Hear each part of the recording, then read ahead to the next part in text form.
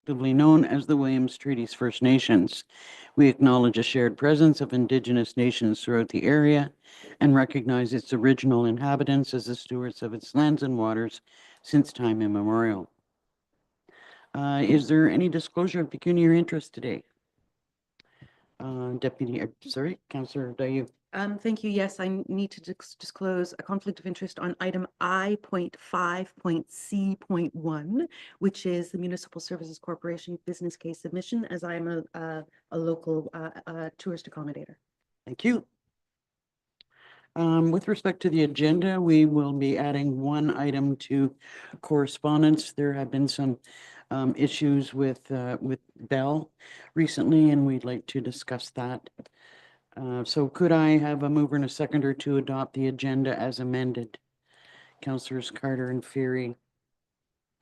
That the October 20, October 23, 2024 Haliburton County agenda as amended be approved.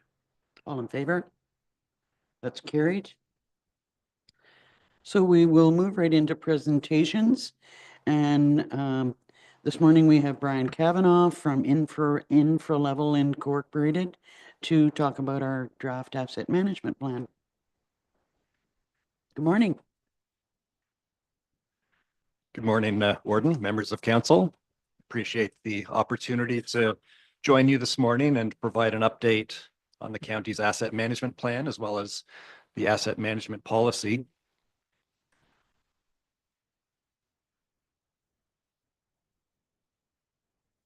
We'll start with essentially what is the rule book for asset management planning in Ontario. Ontario Regulation 588-17 spells out what we need to do and when we need to do it. A brief timeline going back to 2019, asset management policies were required to be in place for all Ontario municipalities. And of course, the county complied with that. Moving to 2022, asset management plans were required to be in place for the core assets. For the county, core assets would be roads, bridges, culverts, those types of infrastructure assets. Moving to 2024, the asset management plans expanded to be required to include all assets, adding things like fleet, equipment, facilities, those types of assets. Next year, July 1st, 2025, asset management plans will be required to add, in addition to the current levels of service, also consider proposed levels of service. I'll dig into what those are shortly. Looking at this timeline, it's encouraging that the county has moved forward with an asset management plan that includes already the 2025 requirements. So you're ahead of the game.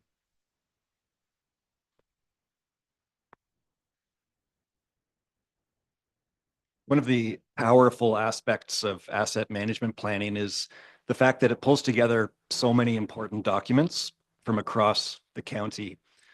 I won't dig into each and every one of these items, but I'll suffice it to say that we've looked at all of your important financial documents, your planning documents, as well as your asset condition documents. It's a long list, and it's also quite encouraging that the county has all of these important planning documents in place.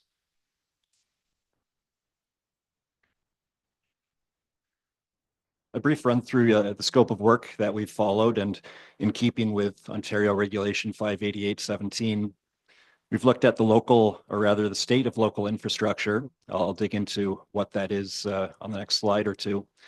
The levels of service, as I mentioned, both the current levels of service and the proposed levels of service, so that we're compliant with the 2025 requirements. We've done a deep dive into a risk management strategy. That's a line by line review of all of your assets. We've run through a life cycle management strategy, looking at repair, rehab, and other interventions that keep your assets in good condition. We've looked at growth impacts with an understanding through your official plan and other documents like your DC background study, or rather employment growth and population numbers and projections in that regard, a DC background study to come. Your financial strategy, looking at a sustainable funding model. And finally, advancing maturity with an understanding that asset management is continually evolving, and there's always more to do.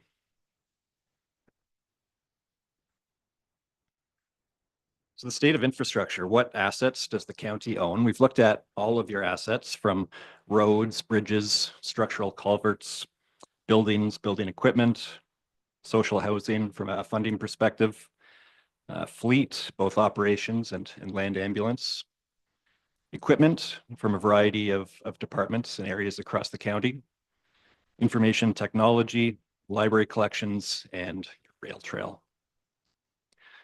We've looked at what conditions your assets are in using condition assessments where available. That's always the ideal scenario. Those are available for roads, bridges, culverts, and facilities. And finally, what your assets are worth using published inflation values to bring those financial valuations to current date.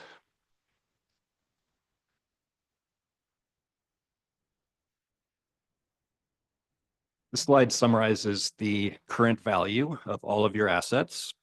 We have them valued at just over $500 million, so quite a responsibility in that regard. I'll note that over 80% of your assets are in your roads, your bridges, and your culverts. So when we look at funding, that's certainly a priority.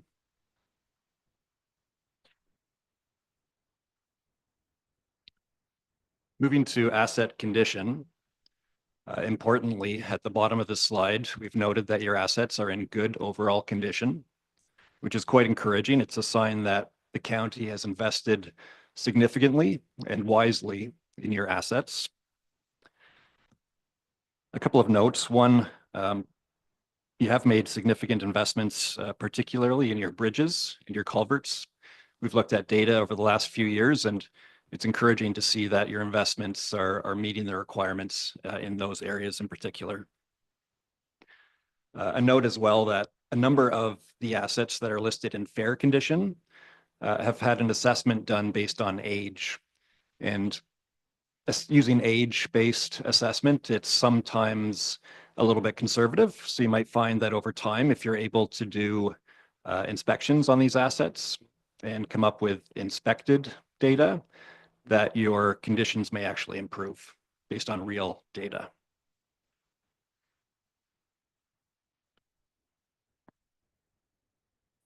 I touched briefly on proposed levels of service and the need to include this in the 2025 aspect of the regulation. Proposed levels of service essentially look at new initiatives and standards that represent changes to your current levels of service. We've looked at items such as targets for your pavement condition index, trying to score 80 or higher, move your roads to a condition that meets that target. Similarly, for bridges and culverts, a BCI or bridge condition index score of 70 or higher for those assets. And finally, looking at items in the theme of improving your data, looking at building condition assessments being completed for all of your buildings on a 5-year cycle to keep that information current.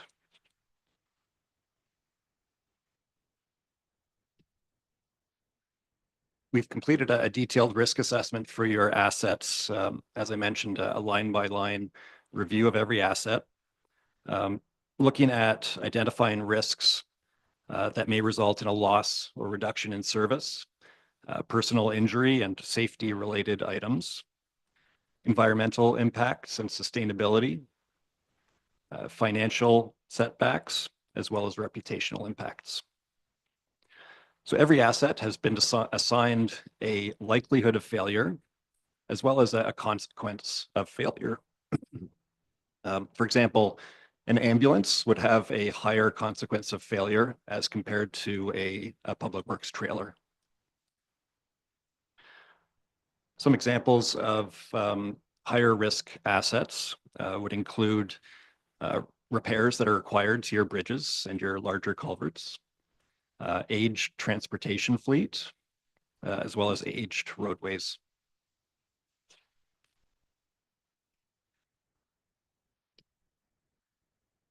Our lifecycle management strategy looks at the complete range of activities that the county performs for their assets, everything from the acquisition of new assets to the regular operations and maintenance that occur on a day-to-day basis, the rehabilitation and replacement requirements of the assets as they age, followed by disposal, in addition to recognizing the non-infrastructure solutions, things like your planning exercises that add good value to your infrastructure, as well as your condition assessments. The diagram on this slide indicates essentially a pavement degradation curve, and really just indicating that good investments in a timely manner will save the county money. If you let an asset go until it's requiring replacement, that's really the most expensive life cycle approach. Much more prudent is regular investments in operations and maintenance, filling potholes, sealing cracks, rehabilitating, and those are techniques that the county already does and should continue with to maintain good investments.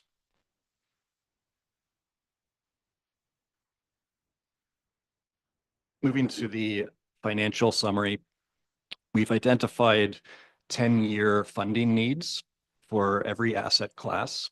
That's included on the left side of this slide.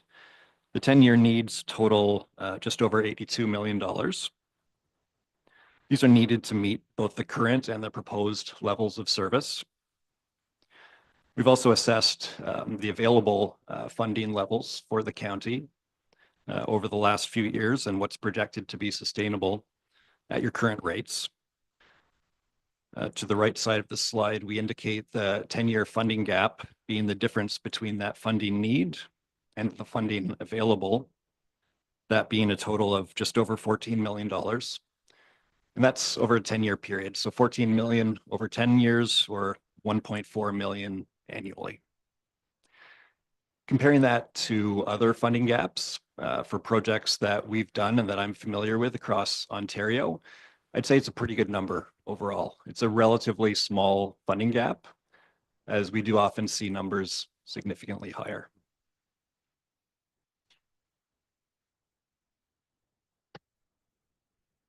It's important to look for ways to bridge that funding gap and move your funding levels to a level that is sustainable.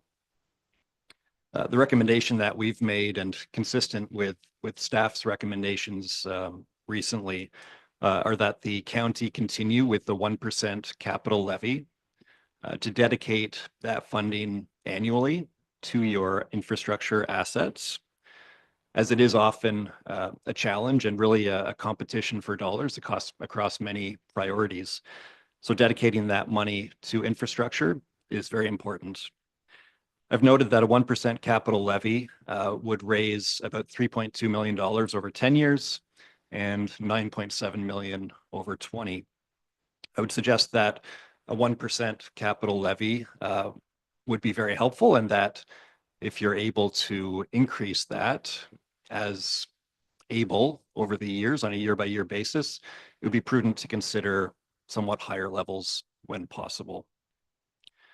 I've also noted several items that would support the county in managing your infrastructure gap in other ways, such as implementing operational efficiencies wherever possible, enhancing asset condition data to improve your forecasts and the accuracy of your forecasts, enhancing O&M activities to minimize your overall life cycle costs, as well as, I'm sure you already do, seeking additional grant funding wherever possible.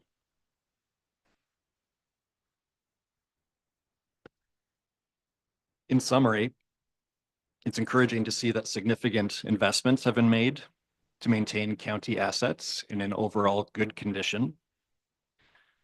My observation is that council and staff have invested wisely and diligently, and that there is strong governance in place to guide your decision-making and your investments. The funding gap at 1.4 million annually is not insignificant, but it's also relatively small in comparison to a number of municipalities. This gap can be bridged over time We've recommended a 1% capital levy at a minimum. And the asset management plan that we have provided is compliant with the 2024 and 2025 requirements of OREG 588-17. Moving briefly to the draft asset management policy, we have updated your policy on the 5-year cycle as required by the regulation. We've looked at best practices based on a review of a number of policies, notably other counties in this part of Ontario. We've also looked at addressing gaps in your existing policy in relation to the regulations. We've filled those gaps as well as looking at the best practices to make improvements where possible. So that policy is updated as required by the regulation. I appreciate the opportunity to work with the county on this project, and I'd be happy to take any questions. Any questions for Mr. Kavanaugh? Councillor Fury? Just curious, what happens if you're not compliant? Through the warden to Councillor Fury, part of your grant application process includes the requirement to state your compliance and show your compliance. So you would find over time, if you're not compliant, it would hinder your ability to seek grant funding. I think that's the most significant and intangible impact of non-compliance. Okay, I understand that, but what happens if, for instance, you got $10 million on the rail corridor? That's, I don't know how you come to that, but, and there's 3 million or something that still needs to be done. If those figures are not right to start with, it's a real problem. So how do we know that 10 million's worth what the rail corridors were? Just as an example. I think it's important to verify and update your numbers over time. It's important to do condition assessments and have detailed capital plans in place. Those would be updated annually. I think that this document represents a planning document with the best available information at this time, but I wouldn't want to overstate this document in terms of the requirements for additional planning works to be done, for condition assessments and capital budgeting to be done over time. That will make sure that your assets stay in good condition. Okay. Thank you. We're just to add to Mr. Kavanaugh's comments, as we mentioned at last meeting with the bridge and culvert assessment was brought forward. This asset management plan is the starting tool for us by which, as we go into the cycles of looking at the timelines going into the potential replacement, remediation, or upgrade of the assets, that greater level of detail will be done to make sure the numbers are the most current. And to Mr. Kavanaugh's point, is a little more detailed because now we're looking at what actually has to be done and when. And I would echo his comments earlier about just not using chronology or age of infrastructure or asset as a determining factor. It's actually state of useful life of the asset itself. So all that will be done based on the starting information that Mr. Kavanaugh's group has provided to us today. So there's a lot more work for us to go forward, and council will be seeing much more of that detail as we bring forward the capital investment program over the coming years as part of the budget cycle. Councillor Rael, then Councillor Carter. Well, first off, thank you. That was in English that I could understand. And oftentimes that's not the case when you get a lot of statistics and stuff. But it looks like we are moving away from what we traditionally referred to as preventive maintenance, which to me is a misnomer. It's not possible. To a proactive maintenance, whereby you're trying to foresee where it could go, and combining that with fair rehabilitation will give us the longest life that we can in terms of productivity and stability. You spoke about 1%. And again, we've got limited pockets that we could draw from. If we were to contemplate, say for the sake of argument, 1.25 to 1.5, would that be just a spit in the ocean, or would that be a significant improvement in where we are? I would suggest that over time, if you were to maintain 1.25, 1.5, that would be a significant investment, and that investment would make a tangible difference. So I don't think it would be a drop in the bucket. by any means. So it's a value, a commitment that would heed results. Councillor Carter? I think it's interesting when people aggregate all these numbers, even for small municipalities and small counties, we're talking about $500 million.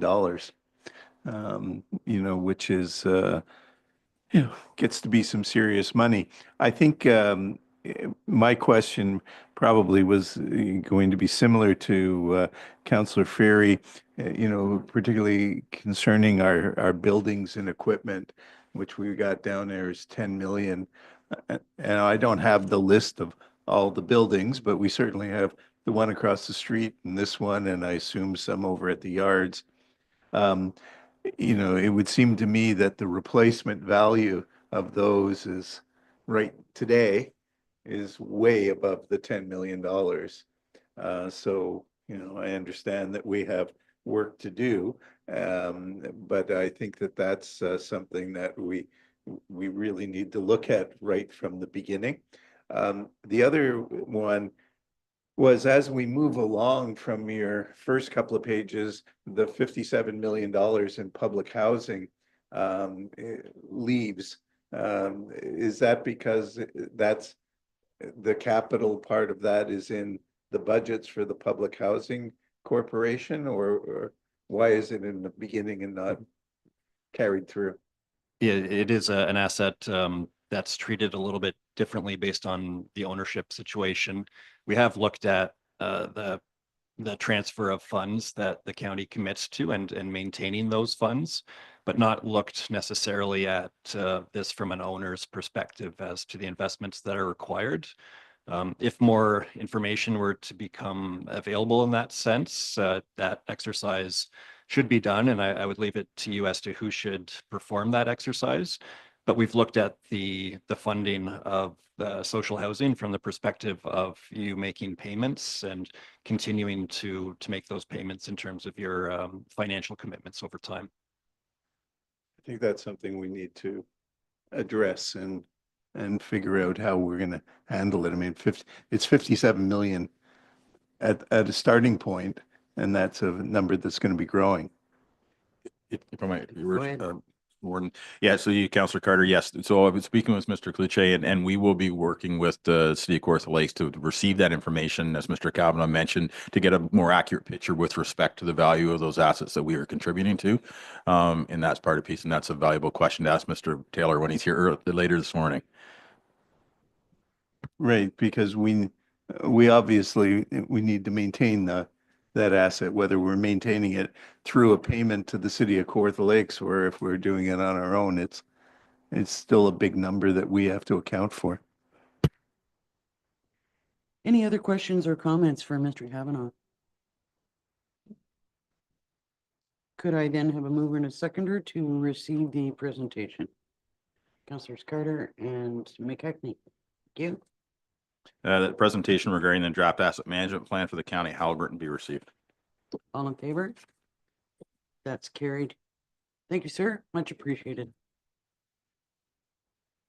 Next on the agenda is the City of Kawartha Lakes and the Consolidated Municipal Service Manager to give us a budget presentation.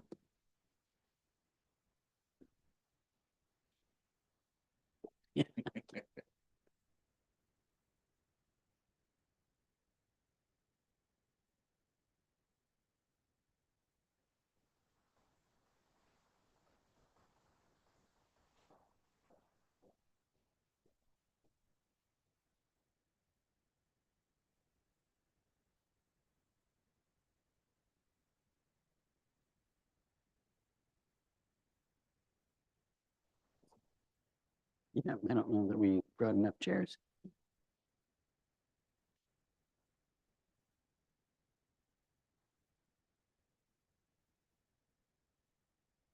Good morning.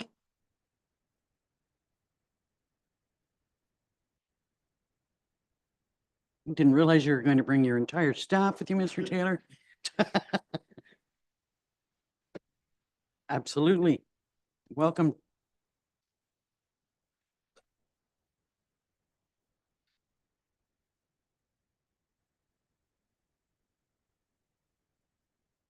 Yep. There you Is go. that better, Warden? Thank you.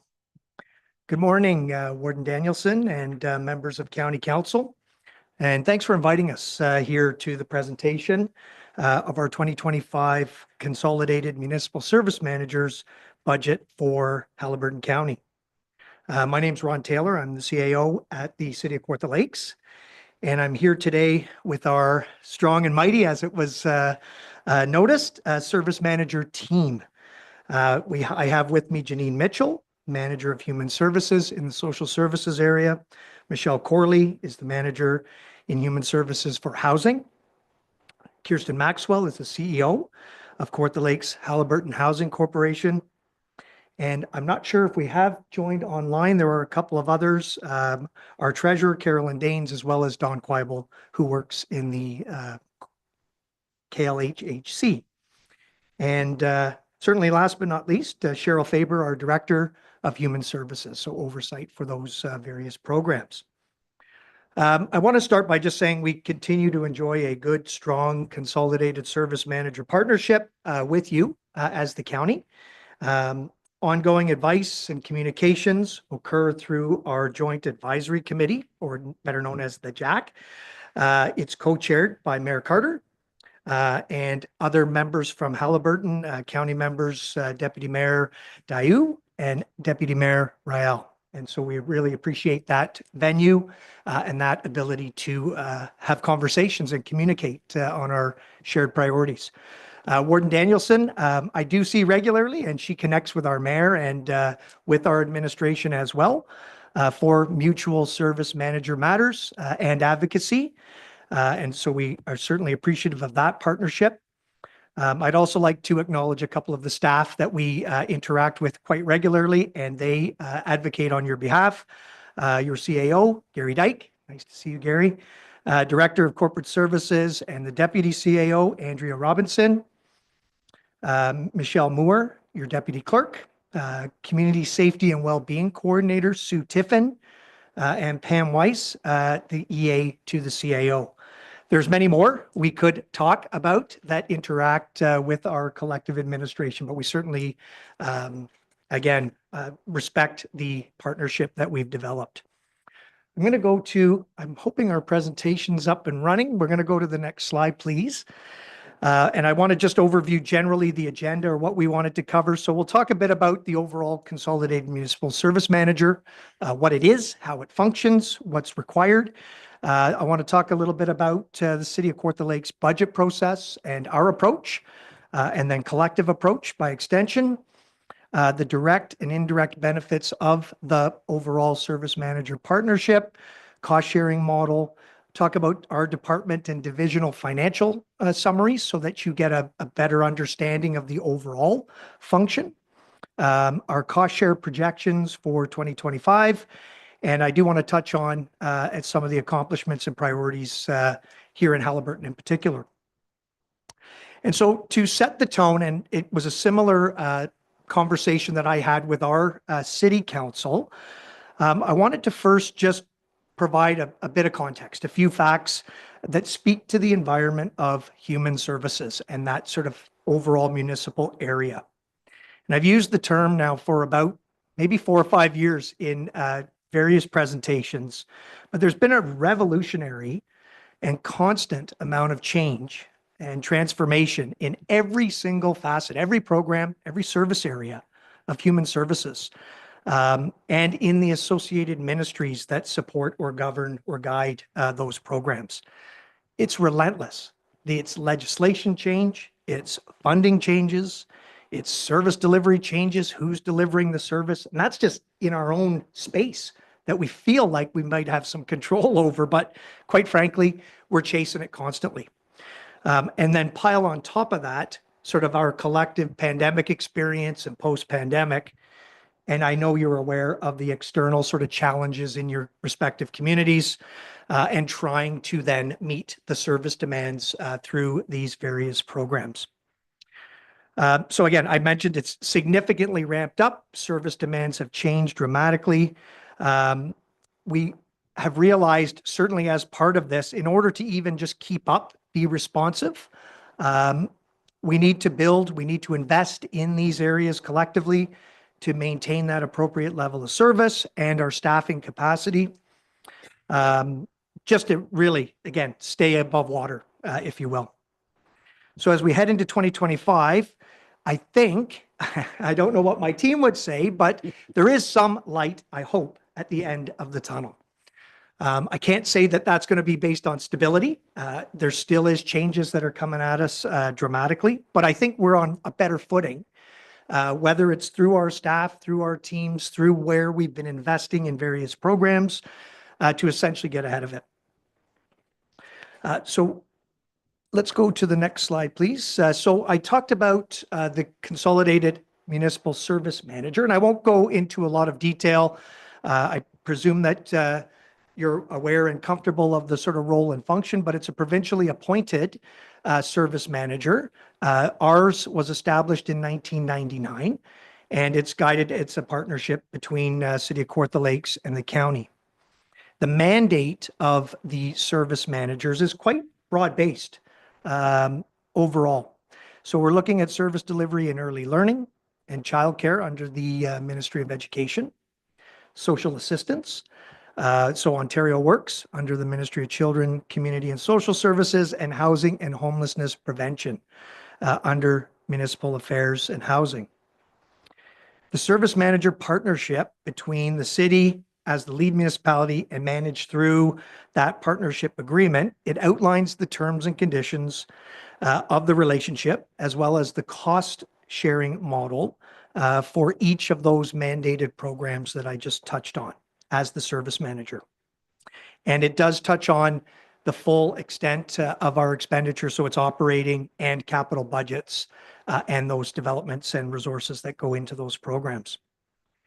We continue to build on and improve our service delivery to those living in Haliburton County, and also through improvements between staff at the county and city level with efforts to establish a trusted partnership, meeting those unique needs, as I mentioned, and those demands for service. All of these different administrative functions and oversight falls under the Human Services Department at the City of Kawartha Lakes. I mentioned Cheryl Faber as the director for oversight in that department. And it is supported, that department, by a cross-divisional management team of managers, supervisors, staff in those respective areas, as well as our other supporting or corporate service type departments in City of Kawartha Lakes. So we'll go to the next slide. I'm just going to touch on briefly our budget process. And it's actually, although it's similar, it's a little bit different sort of in our world. The recent legislation regarding strong mayor powers has changed for Kawartha Lakes, how our budgets are presented and how they are developed, more so in terms of the timing and who is presenting and proposing, and then the process following what council can amend and change in that respective budget. So we're about midpoint in our process. The first of a long time, a budget committee was established to review and work through a draft budget exercise with a mandate that the mayor provided to them. That mandate was guided by our long-term financial plan, which essentially, and you'll see some of the numbers on the screen or on the presentation, we were targeting and forecasting annual operating increases of 3%, and we have established an additional 1.5% dedicated capital levy. That's a marker, that's a target. I could spend all day talking to you about how difficult and hard it is to maintain that, especially during and post pandemic.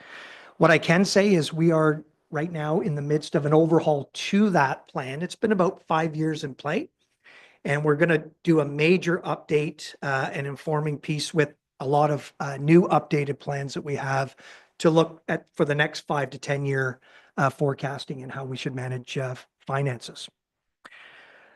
That won't be because of the service manager function. And I think I overheard earlier in your meeting today, you were even talking about asset management plans and really informing pieces for financial considerations in the future.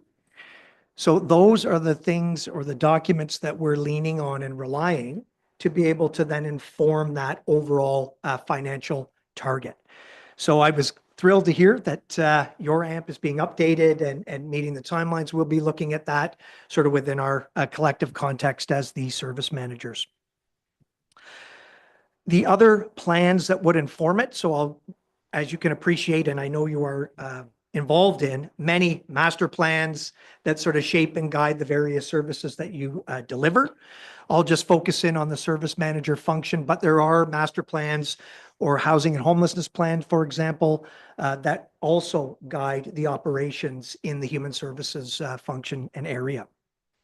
And so mid next year, we're looking at that overhaul being completed. We will be reaching out to you respectively for the service manager components. And then we look forward to sort of an overall update to all of our partners on our financial sort of well-being and where we're heading in the future. So we'll go to the next slide. Again, we're midstream in our budget process right now. Essentially, it's now shifted to a draft budget that is going to be presented to the public. That will be posted and out at the end of October. And it's essentially or approximately a 1-month process of public consumption of the budgets. We will be hosting a public meeting mid-stream or mid-November. And then in the last week of November, our council will be deliberating all of our respective budgets. So the intent today was to bring to you our sort of final draft or draft 2 based on the work that I just described collectively. It was mentioned in a previous slide that the mandate of the Budget Committee was, and it was a monumental task and target, I would suggest, was to present options for a 3% operating. I'll remove the capital side for a moment. And again, I know you appreciate with just extraordinary inflationary pressures, certainly the biggest pressure on our collective budgets was investment back in our staff and in our people. And that was a combination of collective agreements that were coming to term or being renewed, as well as some market competitiveness efforts and reviews that we did. And so I do want to touch on that very briefly before I pass it over. So the next slide outlines the main lesson that we learned through the pandemic was we needed to lean on our people. It's our people that are delivering these services collectively. And I mean, I can't describe sort of what some of the things I heard sort of provincially, but it was a resource that we needed to protect, we needed to invest in, and we needed to expand upon to get out of the pandemic and deliver all of these services. So we took we did a market labor review in 2023. Actually, it was in 2022. We started it in 2023, but we looked at all positions in the city. Just let's do a scan. Where are there gaps? Where are we having, traditional and ongoing vacancies? Where are we struggling to deliver service, et cetera? And so we did that. We did a comparator of other like municipalities right across the province. And we started in 23 proactively looking at market adjustments right across our city. And the service manager function or portfolio was not unique to that. We started in 23 with the sort of greatest priority or areas that we just were struggling or quite frankly were stalled because we couldn't get talent and employees. 2024, it was a 3-year program. So this year we continued on as the second phase, which was then to look at the completion of all of the market adjustments in a phased approach. And then 2025 will be our final year to round those out. So we recognized that we couldn't afford or pay for all of this in a single year. We actually did it, as I mentioned, over a 3-year period entirely, and built some sort of stabilization reserves to be able to smooth that out, which is why I think now We're looking at a 2025 budget year where at least globally, we're able to look at single-digit increases and adjustments to our collective budgets. I mentioned that there was also on top of the market, CUPE is our major inside and outside. It represents about half of our entire workforce. They just ratified their collective agreement earlier this year. And so that is now in place, and we're running that through and funding that as well. So I just wanted to set the stage so that you kind of understand, and I know you do in your respective sort of areas, that, I mean, we're not immune. We certainly are recognizing that in the municipal space, resources are scarce. The taxpayer can only pay what they can pay. We want to make sure that what we bring forward is sustainable and that we can sort of manage it and smooth out, if you will, those fluctuations in all of our different portfolios. So thank you for the introductions. I won't spend any more time, but Warden, thank you for that. If I could, I'd like to turn it over to our director, Cheryl Faber. Thank you, Ron, and good morning, everyone. It's nice to be back here in front of you. So next slide, I will take you more into some of the department and the service manager functions and how we are projecting for 2025. So this is just a slide to look at the organizational chart, or basically the structure of our department within human services. And you'll note all of the functions of the service manager are within this department, as well as Victoria Manor. So we also have a 166-bed long-term care facility, of which falls under the administration within our department as well. So it's a very complex portfolio, given all of the needs, I guess, across these populations. So, however, when I look at the service manager piece, we are stationed in two areas. We are at 49 Maple Avenue in Haliburton, of which you guys, I'm sure, are aware of. And we also have our office in 68 Lindsay Street. So we have the two offices that house all of our staff. And then the Kawartha Lakes Haliburton Housing Corporation is actually located in 27 different communities across both Kawartha Lakes and Haliburton, with right now a total of 819 homes currently, including apartments and townhouses, and of course the units both in Minden and Haliburton, Mountain View, Whispering Pines, Pine Grove Place, and Sunrise Apartments in Minden. So as Ron talked about, from a council and a committee perspective, we report directly to the City of Kawartha Lakes Council and Committee of the Whole. We're also governed by the Joint Advisory Committee, of which is Jack. KLH also has a board of directors, which governs and supports the operations of that. And we also come to County Council as well when requested as well. So there's quite a bit of governance structure that supports and guides the work as well from a staff perspective.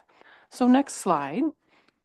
So I just wanted to show you a little bit of the direct services here within Haliburton that you receive from your contribution and the investment within the service manager role. So there's approximately 11.1 full-time equivalents that support the program and service delivery, as Ron outlined, the various ministry legislated programs and components of the service we offer here. So I'll leave you with that list, but it does encompass all of the services, including Ontario Works, the housing, community housing. We have the homelessness prevention component. We also have the KLH Housing Corporation staff within that. And of course, our children's services team looking to how we expand children's services within the county. It also is supported by staff supervision that come to the office, as well as an on-call on Zoom basis as well, whatever we need for the staff here in Haliburton. So it's very much situated in Haliburton proper, but it serves the whole county and beyond. So next slide. This is a little bit as to what Ron was starting to talk about too. We have also the investment and the value for the for that investment comes through indirect program services and staffing as well through the investments of the budget. You also receive much backup when required for any type of services that are delivered in Haliburton County through the full suite of services in the department staff, and as well we also have two data analysts coordinators, and we have two shared financial coordinators as well within the city that support all the performance and financial analytics to measure our performance, our outcomes, and our impact within the service delivery model. So that's another component, kind of a ripple effect of the investment that is received for the county.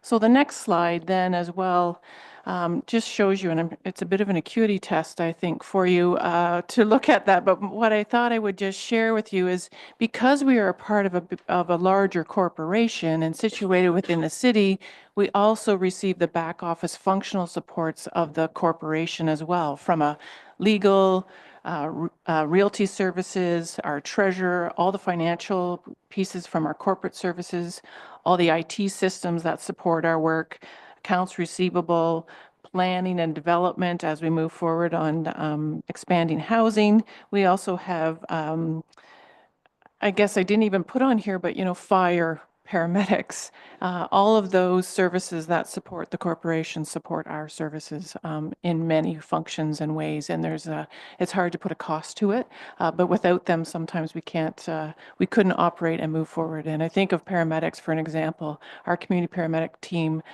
is like hand in hand with us as we move forward through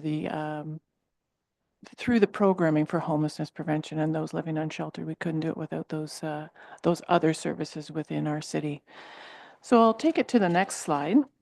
I just wanted to review kind of at a high level for you, because it's been a while since we've been here to talk about the cost sharing model. So just broke it down, hopefully from a more understandable point of view, that for social services, you can see then for Ontario Works, what is covered under all the program side of that. And then the cost sharing model actually is broken out between the city and the county based on the percentage of individuals on the Ontario Works caseload, which is basically we do a geographic pull, and we pull that, and it's a 13% of the residents are from the Haliburton County. So that is the percent of the cost share that comes towards social services. Children's services, a little bit different, again, including all of those departments that are listed there. The costs are allocated between both parties based on 16% of total administration costs. So that's how we budget forward on the allocation for children's services, 16%. And this is all within the partnership agreement in which we have together. And then moving to the next slide, the housing services cost sharing model includes all of those programs down the side, including KLH Housing Corporation. And there is a actual municipal subsidy is allocated between the city at 71% and the county at 29%, based on, that's with the percentages based on the number of transferred housing units. So as we budget, that's how we budget forward on those housing costs. The rent supplements between the city and county shall be responsible for the 100% of the net cost of housing units located in each of the respective geographic areas. So it's broken down based on that as per the number of units located in Haliburton. And then from a homelessness prevention program, 100% municipal cost, and to supplement program at the same cost, we use the Ontario Works cost shared rate of the 13% of the residents. So that's just a quick overview again of what lies within our partnership agreement and how the budget gets formulated moving forward based on that agreement. So next slide. So as Ron said, as we looked into 2025, and again, I have draft on here, and I want to say this is version 1.0. As Ron had indicated, we're going through process of deliberations and the budget committee. So based on our staffing plan and the current demand and utilization, as we move forward and the growing needs, we had projected the following positions moving forward, which are the 6 underlying housing and homelessness and the housing corporation. So again, these are what have been proposed. They have been brought into the larger mix of the full corporate-wide position ask for 2025. And as Ron said, we're looking to balance out as we can, given the increasing costs and the rising costs of inflation, along with balancing out service demands and the growth. So again, I'm stressing proposed. However, I think through budget deliberations, there'll be a plan of, what would I say, Ron? There'll probably be a plan to address the number of positions we need corporately moving forward. And it might be something that may be deferred into 2026 and or start later in 2025 based on the funding source that's corresponding with that position. I think I can, at least that's what is being recommended right now to the mayor. So, so I just wanted transparently though to show you what was proposed based on the staffing plan. So next slide. Again, another acuity test. This is basically the overall financial summary of what's moving forward for the department. However, I do want to indicate to you that, of course, Victoria Manor Long-Term Care Home is quilted into these numbers. Yet the numbers that I would like you to understand basically on this slide is if you look at the total revenue of $64 million, actually 46 million of that is for the operations of the service manager roles, responsibilities, and functions. For the total expenditures of 74 million, actually 54 million is the corresponding expenditures supporting the service manager functions. And the bottom line, for 2025, 7 million from the city is contributed towards the delivery of all these programs across the full service manager region, with a contribution of 3.5% of that from the county. So you can see in green, they're projected for the draft budget for the service manager component of the 1.5 million. And again, this is a version as it goes through deliberations. So we're bringing forth to you a draft at this point. And I think the other pieces I just wanted to highlight on this slide was that if you look at the transfer to external clients, it's quite large. So you can see a lot of our revenue that comes in, it gets transferred to stakeholders. So I just wanted to share for you, like for that transfer, 12.5 million alone of that moves out of our budget to those living and eligible for Ontario Works. So 12.5 million of that actually goes directly to the clients who require Ontario Works, as well as discretionary benefits and mandatory benefits are included in that. Childcare alone transfers out 16.5 million of the revenue directly to childcare agencies to operate children's services within our region. We also have housing, the housing transfer of 1.8 million to our 5 not-for-profit housing providers. We also have the housing benefit. We have the place called Home Emergency Shelter. So quite a bit of the revenue that does come in does flow right back out to the community to support the services in which we deliver. And I was going to also indicate too that the Kawartha Lakes Housing Corporation is a separate board and agency within our structure within the city, and the operating transfer is about 1 million, and the capital is 224 for the KLH Housing Corporation. And I'll break that down in a later slide of the Haliburton portion. So next slide, I just wanted to, it's broken down through a few divisions within our budget. This is the administration overview. The one note on here, which is the county contribution, is the 48,000. That is actually our community social investment fund, of which is 100% funded by yourselves, and it 100% comes back to the county and supports programs and services right here within the county. And as well, administratively for 49 Maple Street, Maple Street, The cost for that for the lease is about $43,500 a year alone, just for that office building. So that falls under the administration. A lot of this too is the 68 Lindsay Street office within Lindsay. So I just wanted to highlight those components. And if you bear with me for a moment, I am going to have Janine and Michelle and Kirsten speak to certain slides because they know their programs the best. So I would like to just hand it over to Janine Mitchell, Manager for Human Services, to talk about the early learning and childcare. Okay.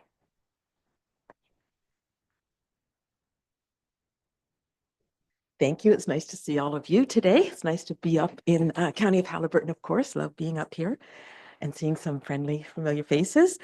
I wanted to just, it was already mentioned earlier, the significant amount of changes to funding for children's services. In 2024 alone, we've processed 5 different iterations of the funding to support children and families in both of our communities. So it's been a tremendous amount of change and work. And I mean, the complete change. The province has now started a completely new funding formula to support all of our programs and services here. And so there have been a lot of changes for our service providers, and we've worked really well to support them. To help them out, we've calculated completely what the funding will look like for them, how it will impact them, and what opportunities we have to support them in maintaining programs and services and ensuring their viability going forward. There was also an increase in 100% provincial administrative funding to support providing all of these services and managing all of these services, and that was reflected in the Haliburton cost share as well. I also wanted to let you all be aware that the cost share portion of the direct services, except for the administration, has not changed since it was downloaded back in 1999. Those cost shares are specific to the programs and services operated in the county. So specifically, they go with the certain agencies. I just wanted to point that out as well. The admin has changed because the province changed how we were funded for admin. They mandated that our administration, initially we had a set amount, which also hadn't changed in 20 years and Haliburton's share was just over 14,000, and that was changed dramatically because what the ministry did was they said we no longer could have 10% admin. We could use 5% of our funding to do admin, and then that would be cost shared 50-50 by the municipalities, and then it went to 2.5% and a 50-50 cost share. So there was an increase in municipal cost share and admin as a result of those changes.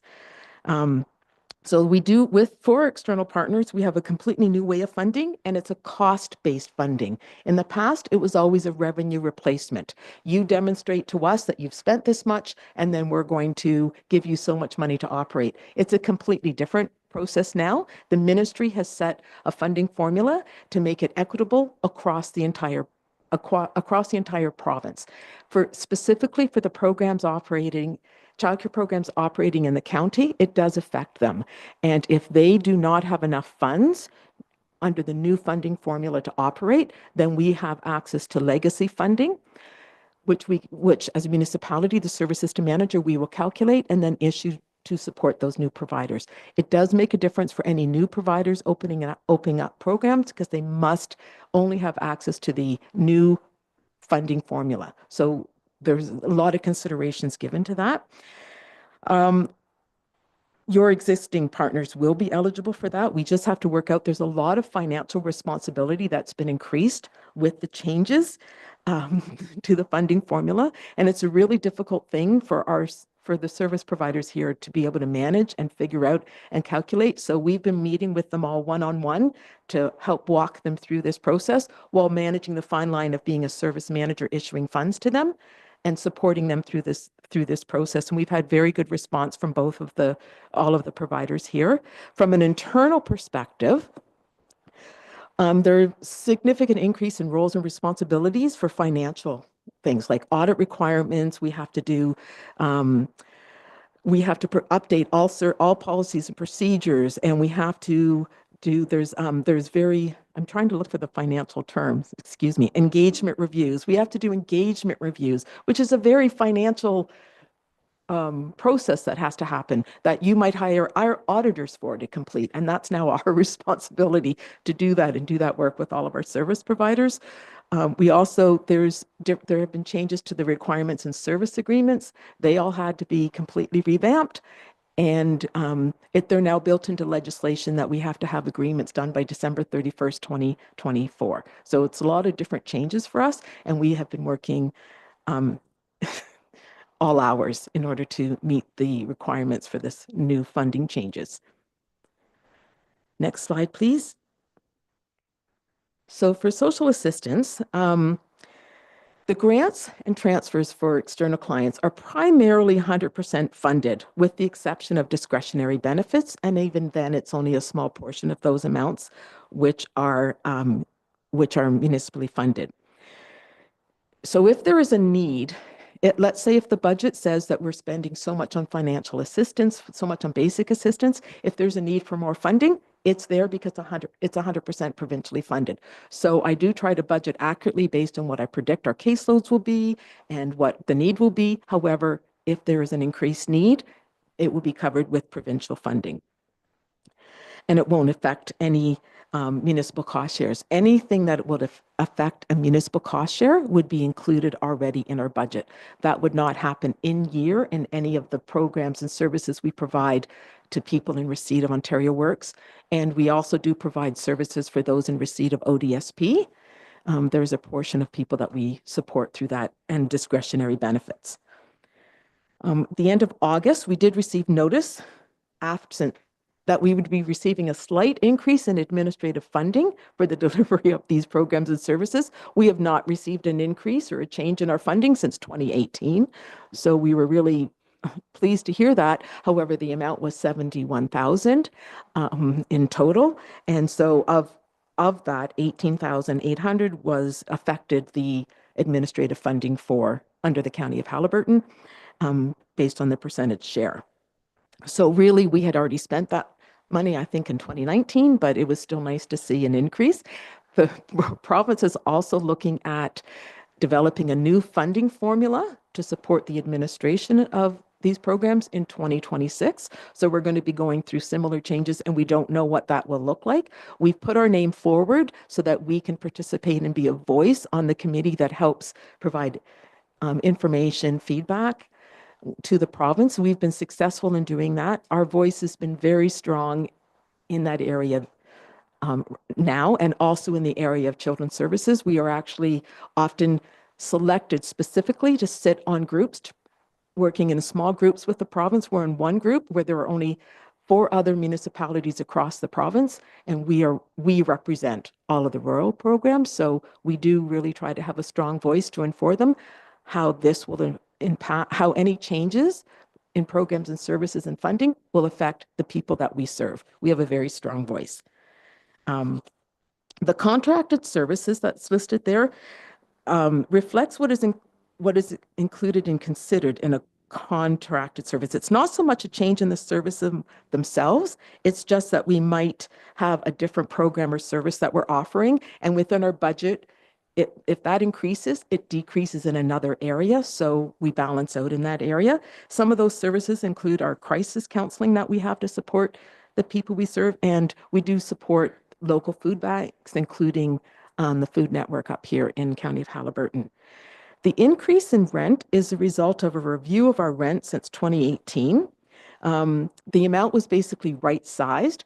All the changes in the services and how we were delivering services and our funding for social assistance with the employment services transformation with centralized intake resulted in us needing to right size the rent that we pay under this program so we could accurately reflect the cost of using that space to the province, especially as they're moving forward to look at our funding formula in 2026. We wanted to make sure as well that they had all the information so that it reflected our actual costs, because that will likely impact our funding going forward.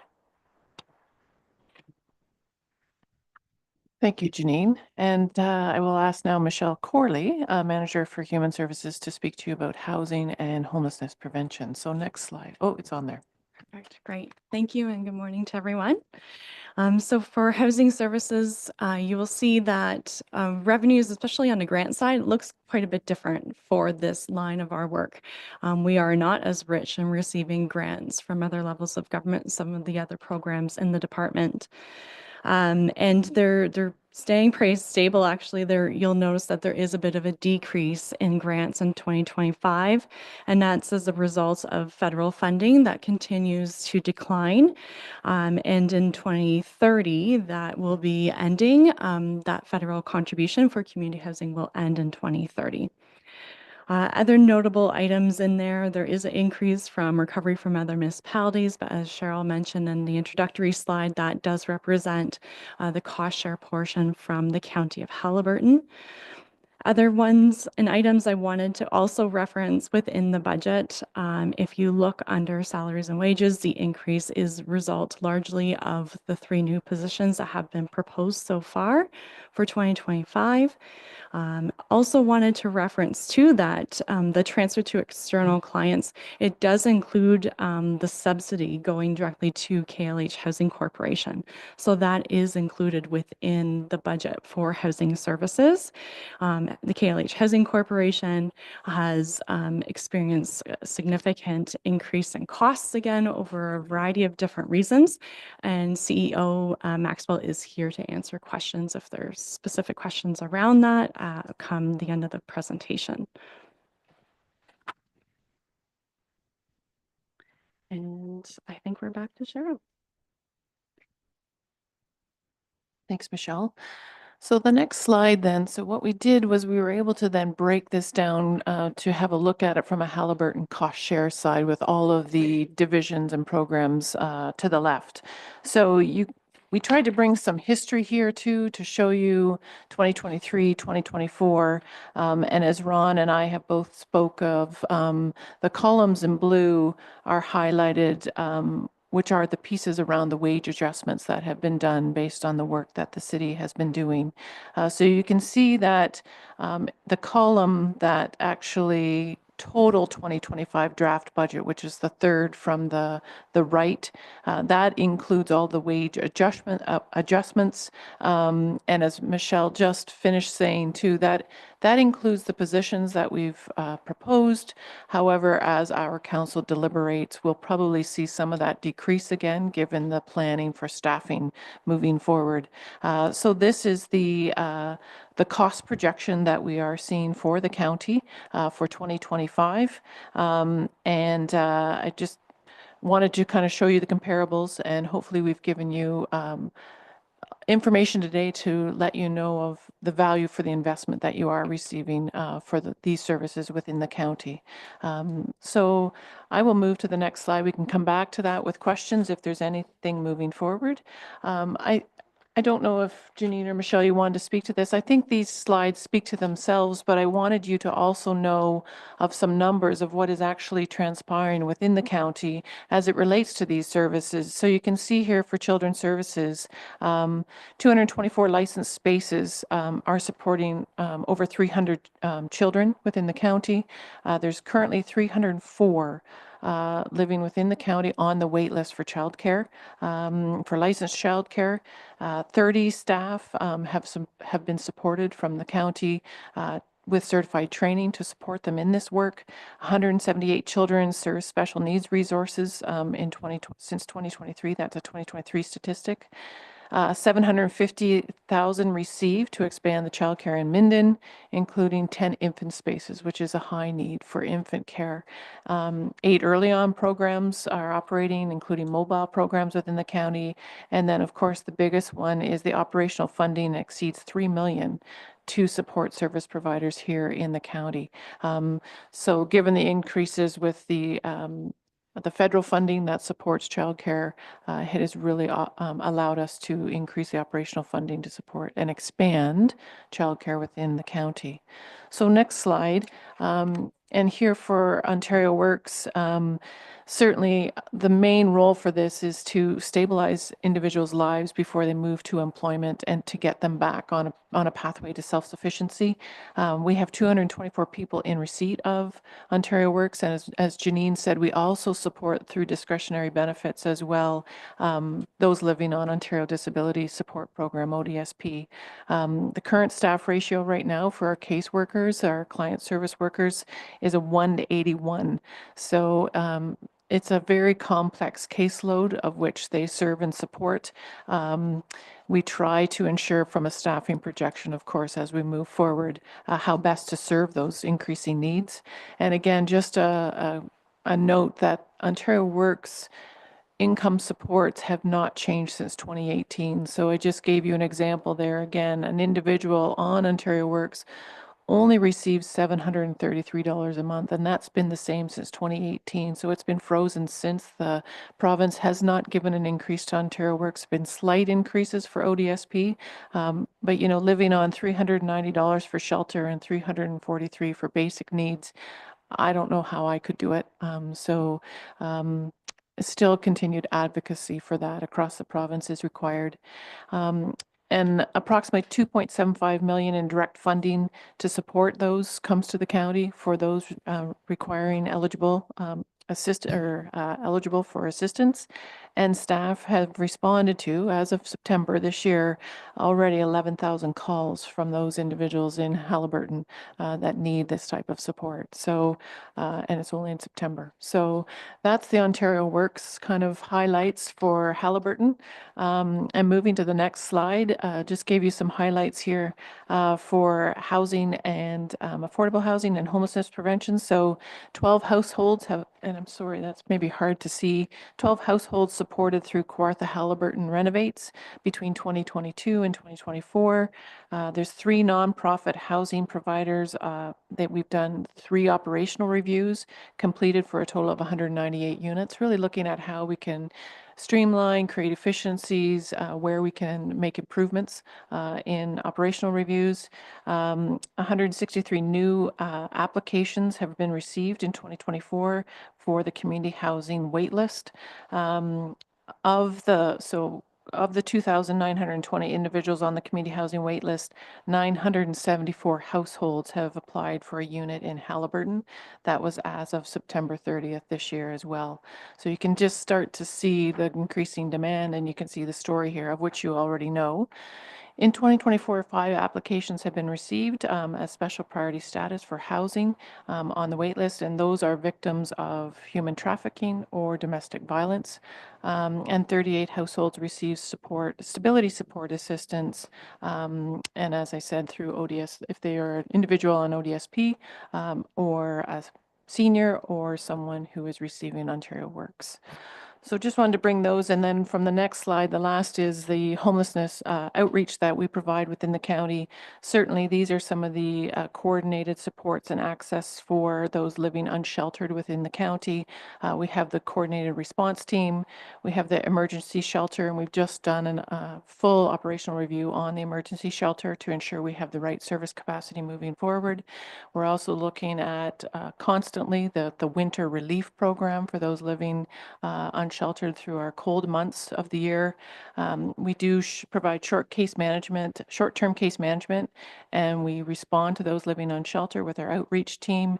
And again, we continue to conduct homelessness vulnerability assessments of those living unsheltered to find the right services to support their needs.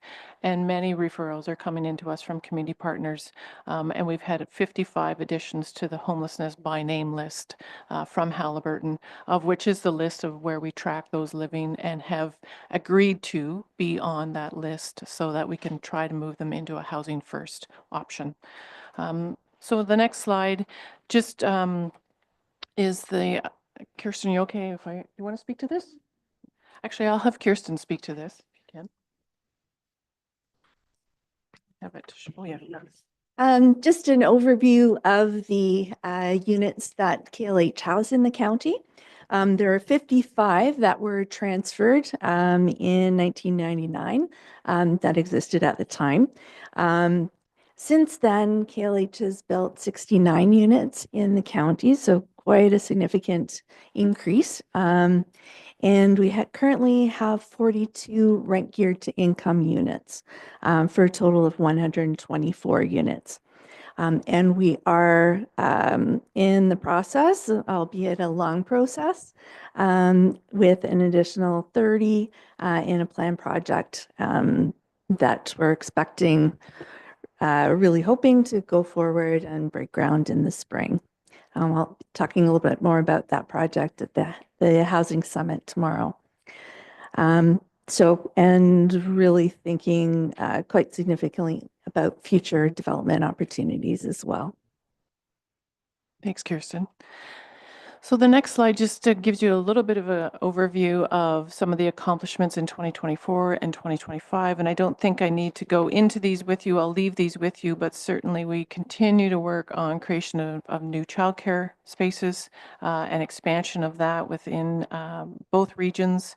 The Ontario Works, as Janine, our manager Mitchell, had said, we are working with the province on recent changes that occurred on October the 1st on the centralized intake. And again, we'll see a new funding formula come through in 2026. And we are continuing to update and revise actually our 10-year housing and homelessness plan, of which Ron had mentioned. We have brought in Help Seeker, a consulting firm, to work with us, who is also working with the Ontario Municipal Association for Social Services to actually forecast out homelessness, but we are working with them to revamp our 10-year plan for housing and homelessness.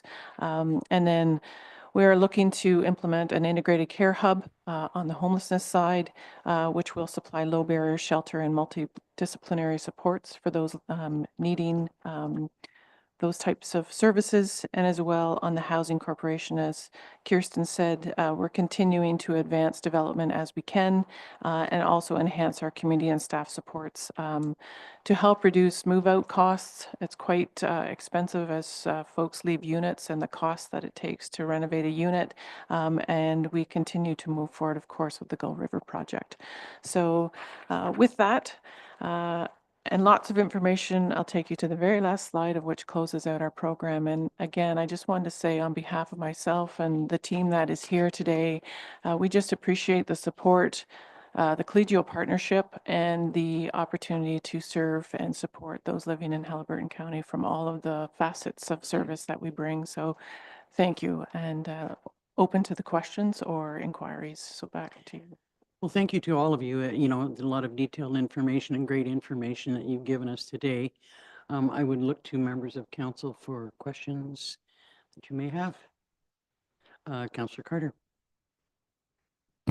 So, thank you. First of all, I've, because of my position on the boards, I've seen, the numbers before this, but, we're in this situation where I think with the child care, it's what, a 5+ year wait for child care. Before you meet your spouse, you should pretty much sign up for the child care. We have, I think, on the housing, 8 to 10 years on our waiting list. We get less senior government funding if we take it to inflation, even when they say they haven't reduced our funding, they've kept the funding stable, they forget to include things like inflation and so on. So we have this net loss every year. You've got all these changes in government programs, which is mind-boggling as we hear about them, and all of the work that you have to do to be able to stay above water. Did you have a question, Councillor? It's getting there. We're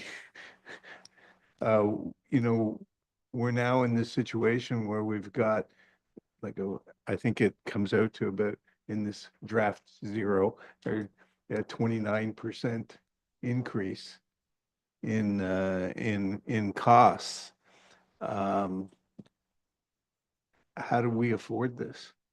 I don't know what, this situation is in Kawartha Lakes. I recognize that you're going through the budget process, but you know, how are we going to be able to afford and justify this? It's like we don't have enough of a base of taxation to be able to, you know, barely stay ahead on all of these programs.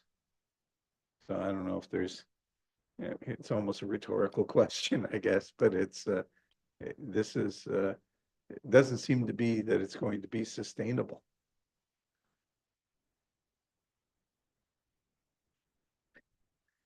Do you have a magic bullet? Through, Carol? through you, Warden.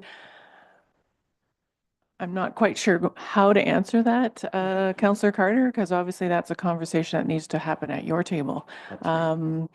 We wanted to bring to you today just the true picture, the true story of what is happening, not just here in Haliburton County, this is across the province. And as you know, so we have done our best in our projections forward. We've been conservative as we can be in certain areas.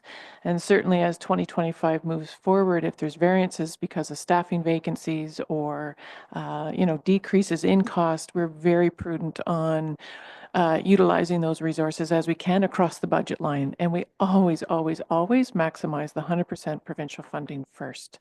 That's our go-to. We always go there first. So from a practice of financial expenditure, that's what we do because we don't want to dip into the tax levy if we don't need to. I don't know if CAO Taylor has the magic bullet, but it's something I know we are grappling with too as a corporation as we look at the budget moving forward. Thanks, Warden, through you.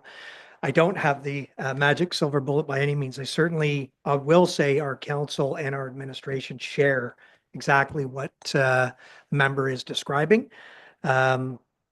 It isn't sustainable. I think we're coming to that conclusion. We're in the business though, and so we're grappling with how do we make it as sustainable as possible in our respective sort of local environments.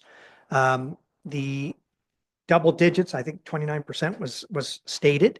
That is a pretty consistent figure throughout our operating budgets in the city as well, not unique just to this program, maybe slightly higher. And again, I think it's a combination of what you heard, which is essentially frozen provincial funding, in some cases for decades, quite frankly. I used the term revolutionary to start, and I stand behind it. I think we're still in it. And it's going to be a couple more years where we just need to figure out where collectively the province is heading and how we're then going to manage locally. We are at a point as well where we're starting to see these percentages because we've had to raid reserves. We've looked at trying to build pandemic-wise some savings to contribute back in. And so there was a little bit of a reduced pressure, but it's coming to a head now. It just is. So I will only reiterate, we certainly want to work with you as the service manager. You know your community best. And so we will be looking collectively at those individual service areas. And from our perspective, when we look at how we're going to finance these, again, I mentioned we're in for the long haul. So we're trying to do best efforts to, again, I use the term smooth out or stabilize what those increases will be. But they're not going to be traditional 1-2% cost of living type numbers. And I don't see that being in the foreseeable future. So we're collectively really adjusting our budgets. I think this year is a big year to reset the base. I'm hopeful that then we can build some stability, but I don't know what those numbers look like in the future. I'll just go to our CAO for a moment and then over to you, Councillor Taylor. Thank you, Warden Danielson. Just to build on Mr. Taylor's comments, I think one thing it's important for council to realize the level of information share between the city of Kawartha Lakes and the county has increased dramatically this year in a very positive fashion. And I do compliment on that. We've received lots of notice going forward at the staff level regarding the potential for these increases. And that's allowed us to reprioritize our budgeting discussions going internally going forward. Council will receive the information shortly. So we have made some prioritization decisions side to your point, Councillor, about the affordability quotient of the increases in social services, given the importance of that service being provided into our community. But I think it shouldn't go without saying again, the increase in attention being paid to Haliburton County from CKL as a service manager going forward, to the point to Mr. Taylor's earlier comments about moving forward together and addressing what is an unsustainable entity that created basically bluntly by the province, and the need for advocacy between the county in partnership with CKL going back to the province saying we need to address this going forward because it is financially unsustainable. And kind of that point, I think it's important to note that we will be increasing the level of information shared directly to County Council on the service provisions between CKL and into Haliburton County, with direct quarterly reporting coming back from CKL, which will be new for us starting in 2025. So it's giving us an opportunity to speak directly into the services provided, the effectiveness of services, and boost our advocacy to the province to address the financial inadequacies of it as well. Councillor Dayu? I have such empathy for what we're talking about, and certainly social services, housing, childcare are far from alone when it comes to facing these sustainability crises. And I think we could call it a sustainability crisis.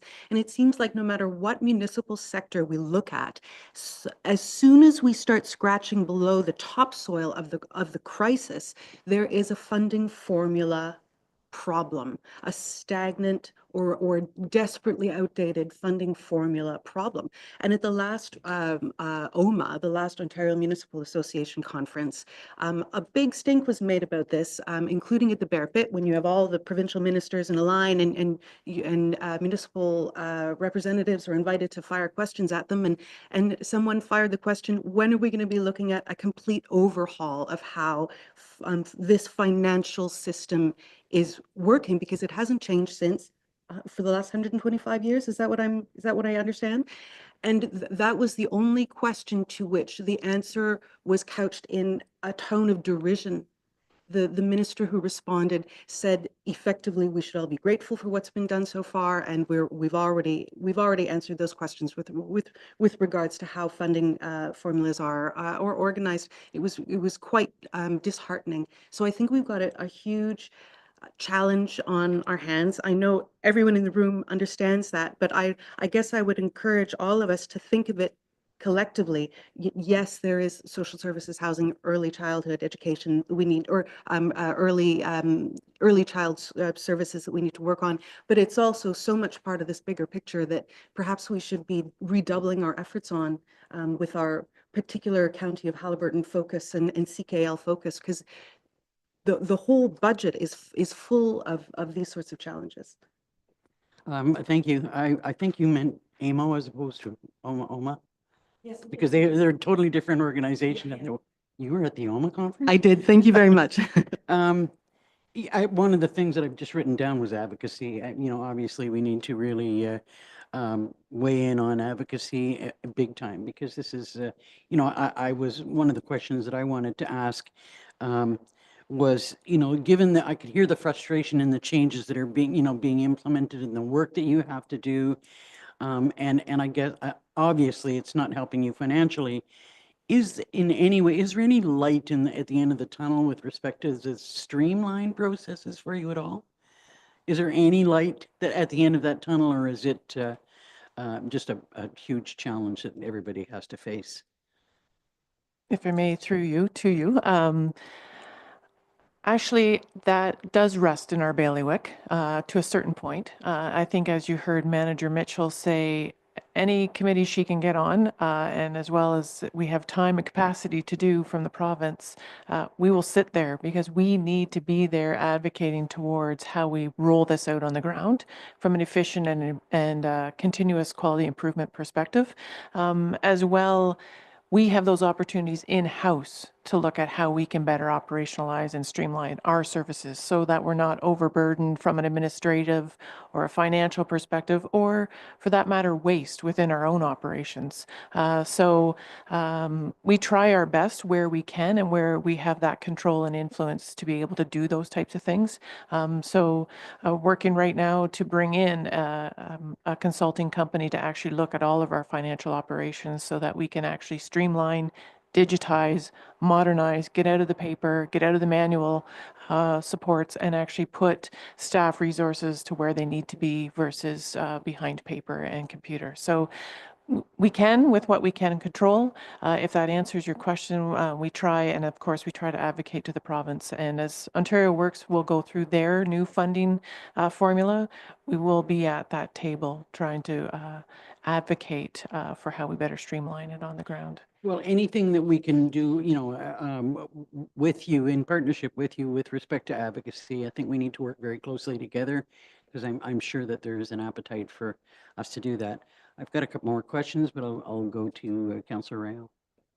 Yeah, just going back to childcare and so on and so forth, we've got roughly about 224 spaces supporting 300 and then another 300 on the waiting list. So the idea of going a long way is really not good. Having said that, a lot of the reasons why parents cannot work is because they've got children that they have to take care of. And so therefore that creates a problem, especially if you're a single parent. It makes it even worse. We all know money's an issue. So let's not go down that road, because that is a stumbling block all by itself. Is there anything, like in the terms of 2 or 3, no more than that, items that we could deal with that would improve that situation, that obviously money would make a better help, but is there something we can do that would enable us to increase those spaces, if not today, over the next year, 2 years, 3 years, so that at some point in time, we get this 5-year waiting thing down to something that makes more sense?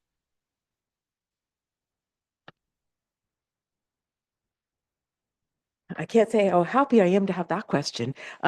Yes, there are definitely things we can do. We are working with someone to open up home childcare in the county of Haliburton, and that's a potential for 60 additional spaces here. And that's a huge difference. It's really difficult to open up new spaces here. We have reached out. We worked with your economic development director. We need a space that will meet all the requirements. There are so many requirements to open up childcare.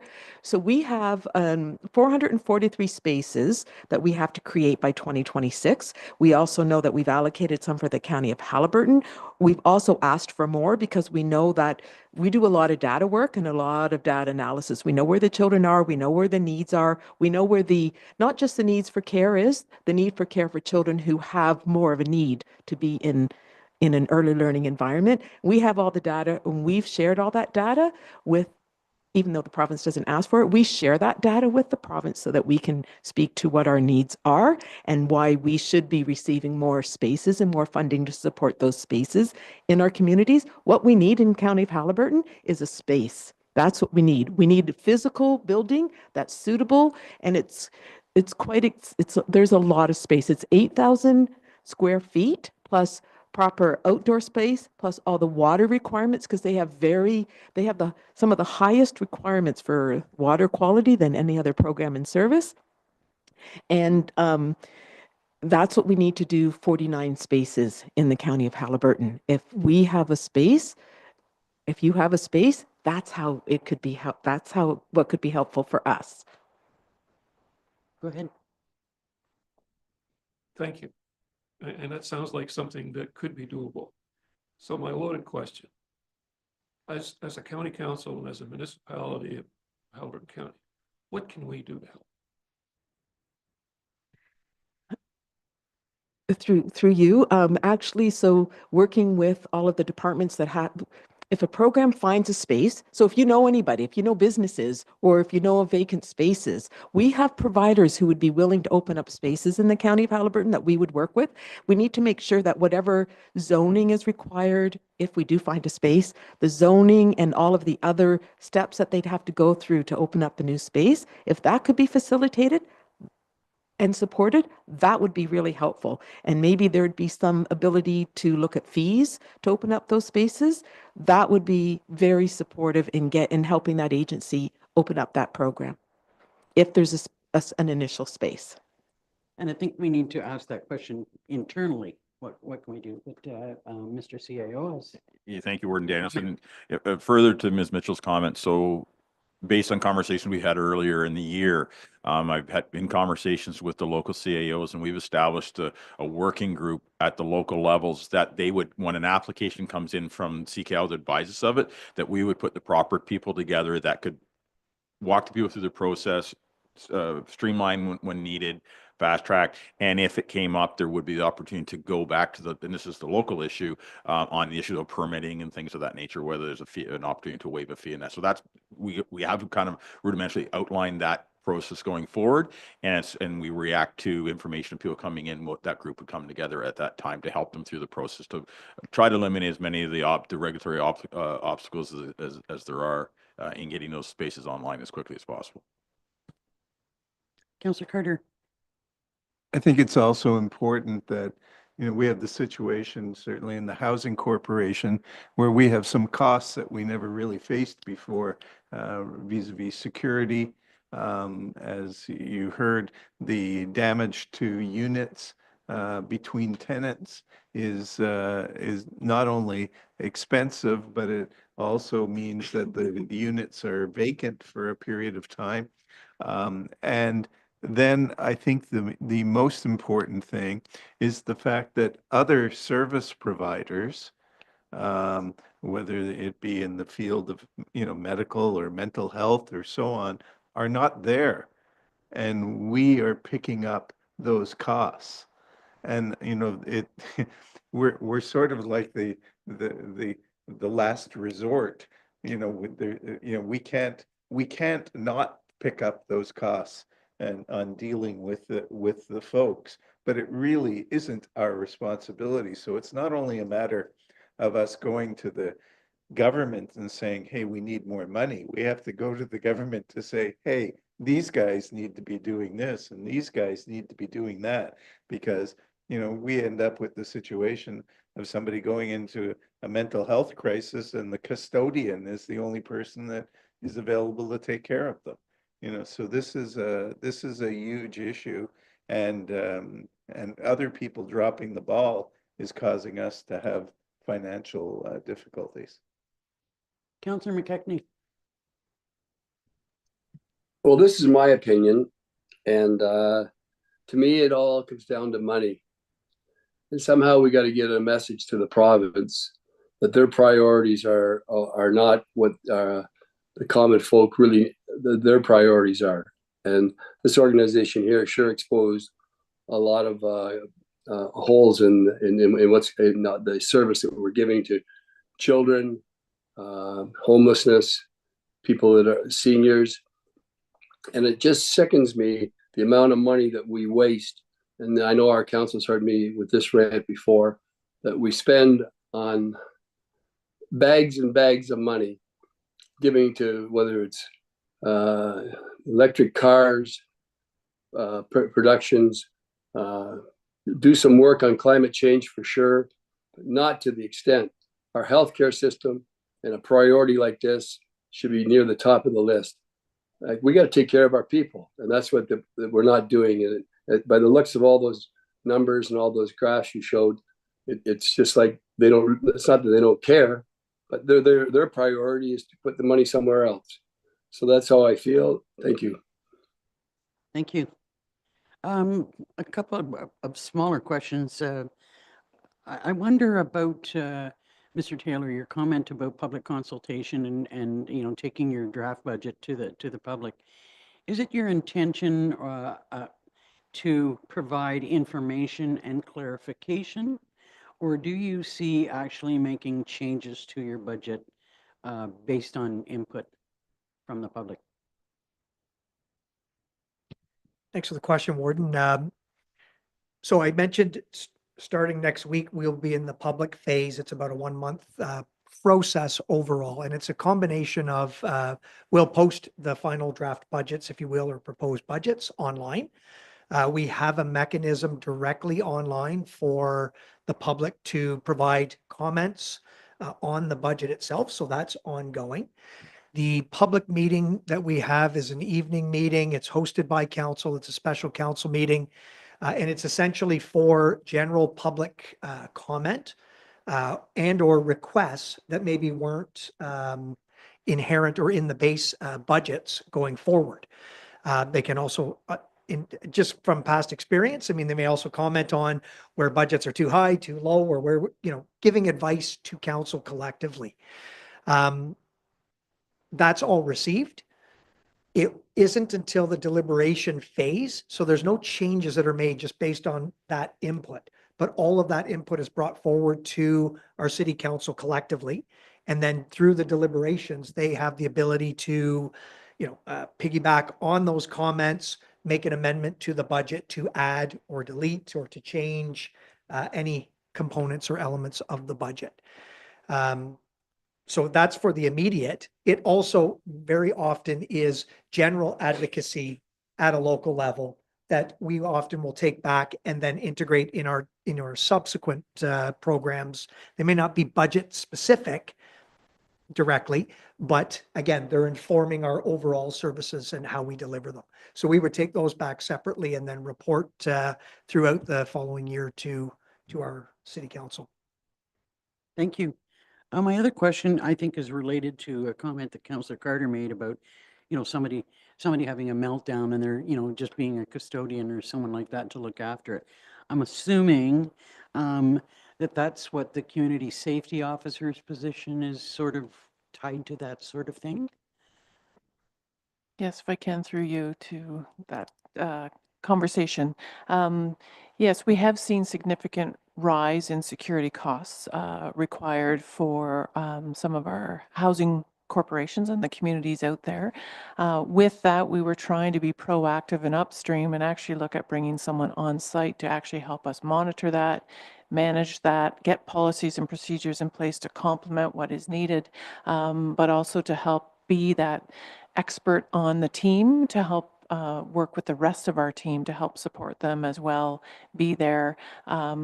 So yeah, we can continue to contract out, but this was a way to get ahead and bring that in and actually spread the knowledge and expertise across so that it was more with in-house for our future services. I'm looking to Kirsten, but I think that. Thank you. Yep. Any other questions? Councillor Fury. Not a question, it's a comment. City Kawartha Lakes is experiencing tremendous growth. I'm down there quite often. And Haliburton County doesn't have that luxury. So going forward, the tax impact on City Kawartha Lakes, and particularly the town of Lindsay, is not going to be nearly as drastic as it is here. I just want to point that out to you because I know you see it. And there's nothing you can do about it, but just keep us in mind, we're the poor sister here. Go ahead. Well, and if I can, thank you for raising that because you're exactly right. However, the partnership agreement guides the cost sharing component, and that has not changed. So yeah, that's something actually I think that CAO Dyke and I can actually look at. We have had conversations, so appreciate that. Okay, one last go around. Any other questions or comments? Well, once again, I'd really like to thank you for the level of information. I can see, based on what our CAO has said, that we're obviously working closer together and have a stronger relationship. We're getting, more information in detail, which helps us understand, reduces our levels of frustration a certain amount. So just thank you so much to you, Ron, and to your team. That's much appreciated. I would like to have a mover and a seconder to receive the presentation. Councilors Carter and Royale, thank you. That the Consolidated Municipal Services Manager 2025 draft operating budget overview presentation be received. All in favor? That's carried.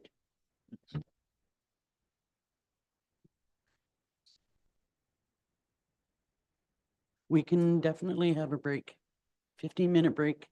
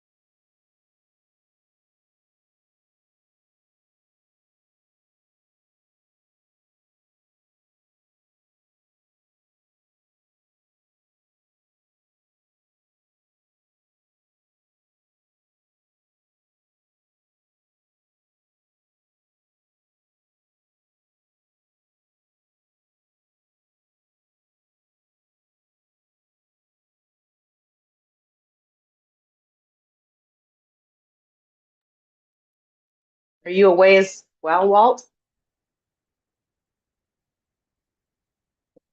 All right, how you doing, Liz? Lisa? Good, I'm good.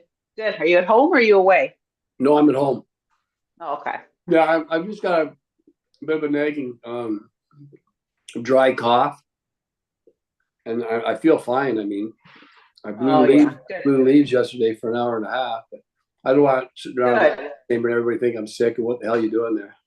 We've got 30 seconds for the meeting to start.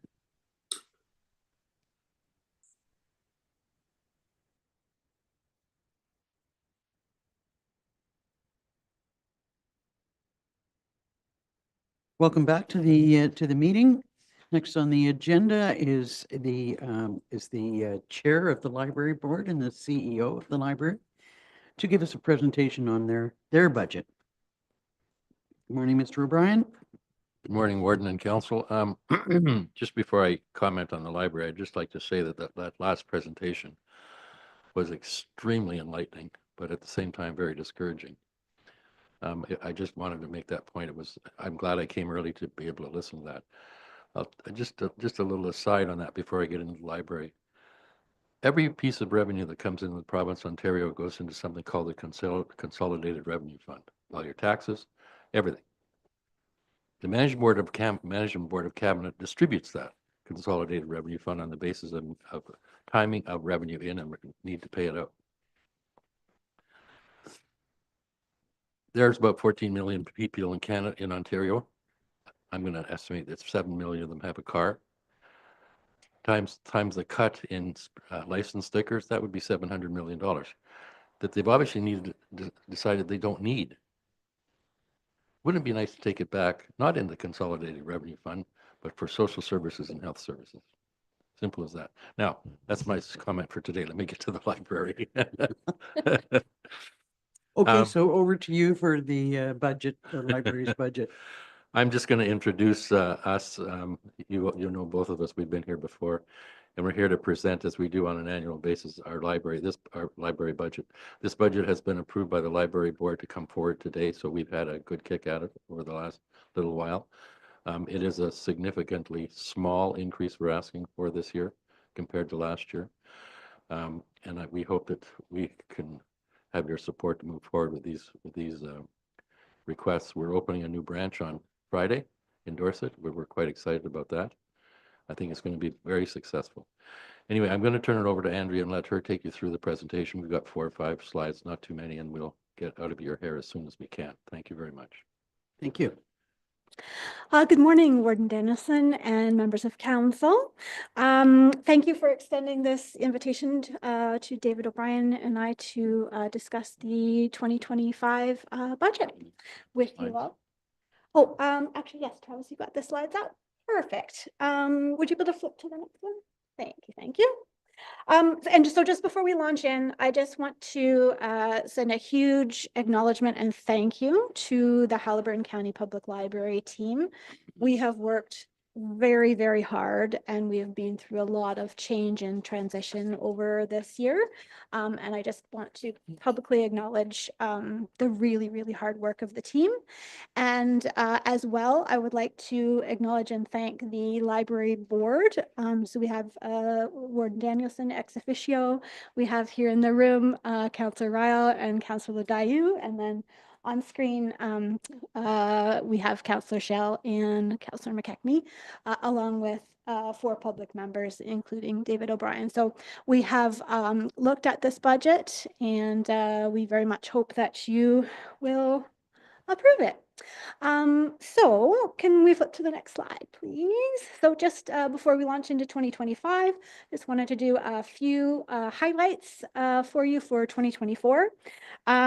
We have lots of new programs that we've introduced this year. So one example is the homeschool hangout at our Stanhope branch. We had it our first program in May, and we had 40-something people attend. So we have introduced lots of fun new things for kids. We have had Touch-a-Truck in the Dysart parking lot in the summer, which kids got to learn about and see all sorts of vehicles and the people who drive them. We've had partnerships with Canadian Parents for French, doing bilingual songs and stories. They've also provided a grant for us for French collections. We've got the Aging Together as community group who've started a Cafe Espanol at the Dysart branch. We've had branch staff, you can see in one of the photos, the boys up there using iPads to do programming. So we've got, programs to help children build their digital literacy skills, which are essential, to help them build the skills that they're going to need for, to survive in life. We continue to partner with our Fleming Crew Employment Center. So we heard in the previous presentation that there are, lots of supports that our community needs in terms of, applying for jobs. And that's something that the library does. People come into the library to use our computers because they may not have one at home, to print out their resume. We see that all the time. So we're supporting community members of all ages and in all sorts of ways. We have regularly scheduled school visits at our Highlands East branches in Cardiff and Wilberforce, so we get to see the kids come in. And we know that a lot of families in many parts of our community are struggling financially, as we've just heard in the last presentation. We offer free programs to all of them across the whole county. So families, regardless of their means, can come in the library and learn and have fun and connect with other people at no charge, which we know with so many families struggling, it's an incredibly important, essential service to offer these free programs, collections, services, building early literacy skills and opportunities to learn and grow for people of all ages. We're also very lucky to be supported by many community groups. So the Rotary Club of Haliburton has recently sponsored our Canopy streaming service. So they voted to provide $2,500 to us so that we can continue with that streaming service.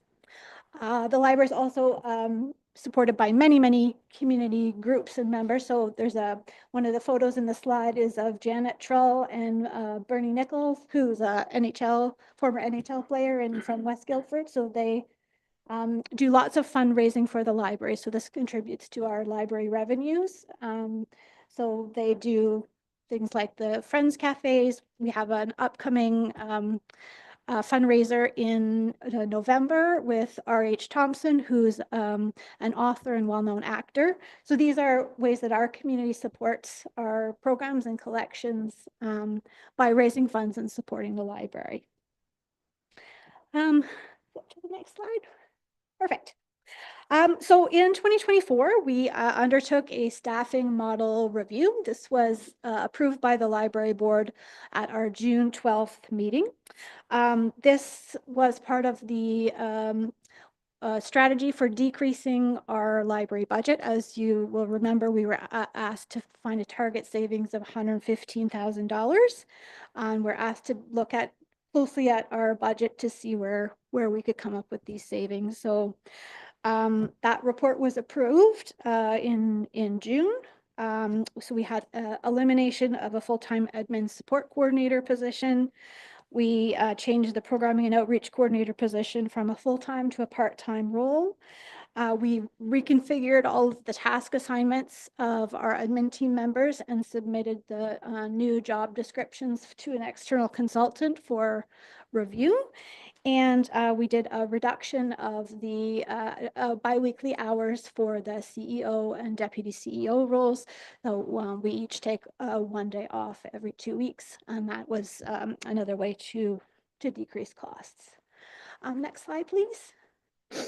In 2024, we found some additional savings. So in addition to the changes I just noted in terms of decreasing the staff, wages and benefits lines, we have not continued to have Press Reader, which is a digital newspaper subscription. It still shows on the website. It will expire in 2024, so it's not being renewed. So that decreases costs in 2024 and in 2025. We have opted not to pay for print magazines anymore. So once the subscriptions expire in the next few months, you won't see print magazines on the shelf. And we use library reserve funds to cover a number of operational needs, so such as the iPads that we needed for programming and air filter replacements. Next slide. As you all know, we are opening our Dorset branch this Friday. I hope to see all of you who are able to attend on Friday at 1 p.m. We're really excited. So we did the soft opening of the branch on October 11th, and this is our official grand opening on Friday. We are funded for 14 hours of branch operations per week. So the times are Wednesdays 10 to 3, Fridays 11 to 3, and Saturdays 10 to 3. Like our other service points, we have a computer set up for the public so people can use computer, Wi-Fi, comfortable seating, great collection. We're really excited about opening our new branch in Dorset. So I hope you'll all attend. I'd like to offer a huge thanks to the council in Algonquin Highlands, as well as the amazing staff in Algonquin Highlands, as well as county staff, so corporate services, IT. We've had a lot of support to make this happen, so I thank you. Next slide, please. All right, so after that quick review of 2024 and ways that we saved money, so going ahead, those changes are reflected in our 2025 budget. I'll also note it's not a line on this slide, but the provincial government funds have remained the same and have not increased for decades. We continue to receive $120,000 per year. So if there was a line on that slide each year, it would be $120,000 with no increase to account for inflation or all the other things that the library's asked to do, changes in technology.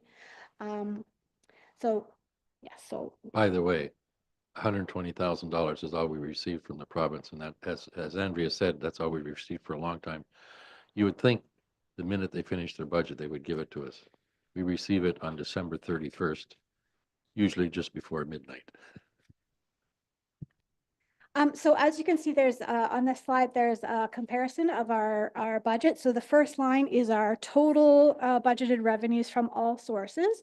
So that includes everything. So the canopy from the Rotary, the friends donations from their fundraising, the partnerships that we have for digital literacy programming with Pinwa in Lindsay. So that there's additional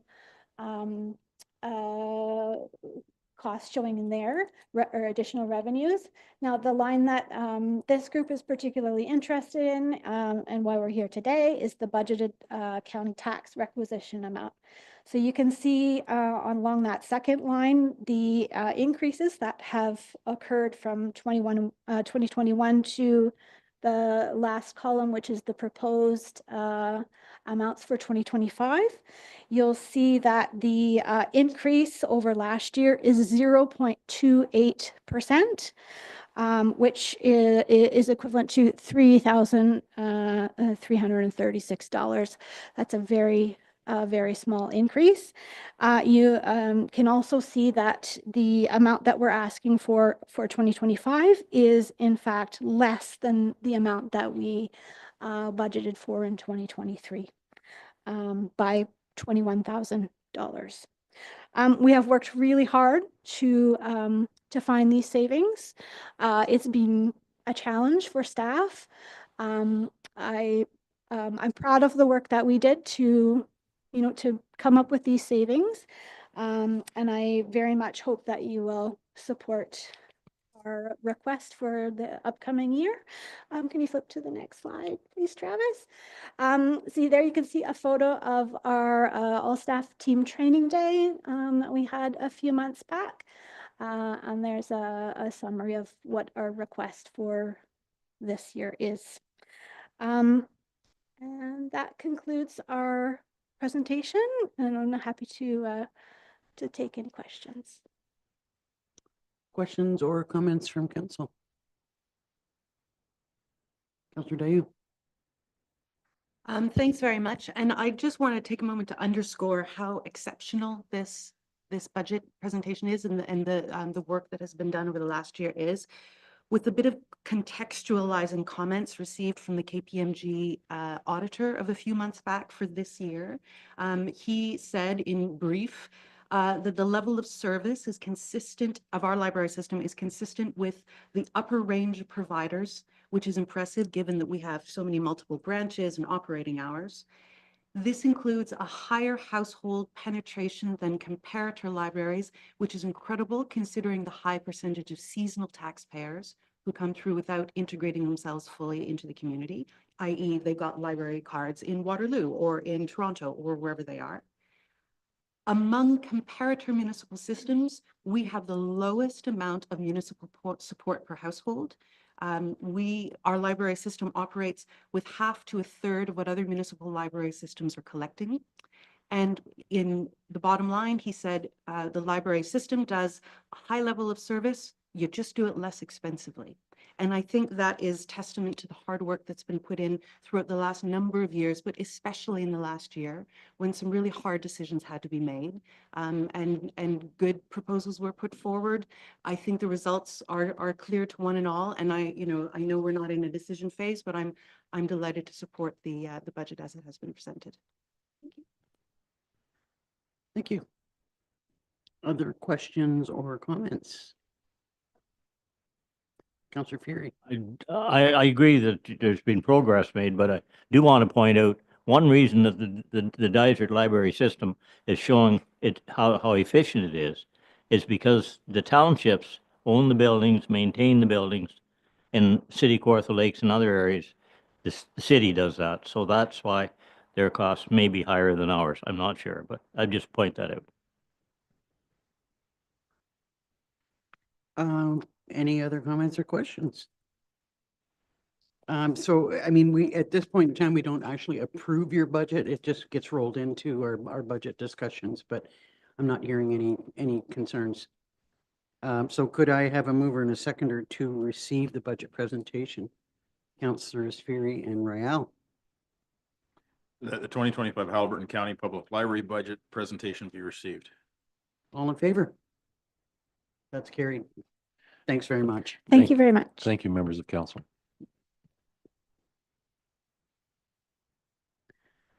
So that is it for the delegations. On to the consent agenda. Did anyone wish anything to be pulled from the consent agenda for discussion? Councillor Carter.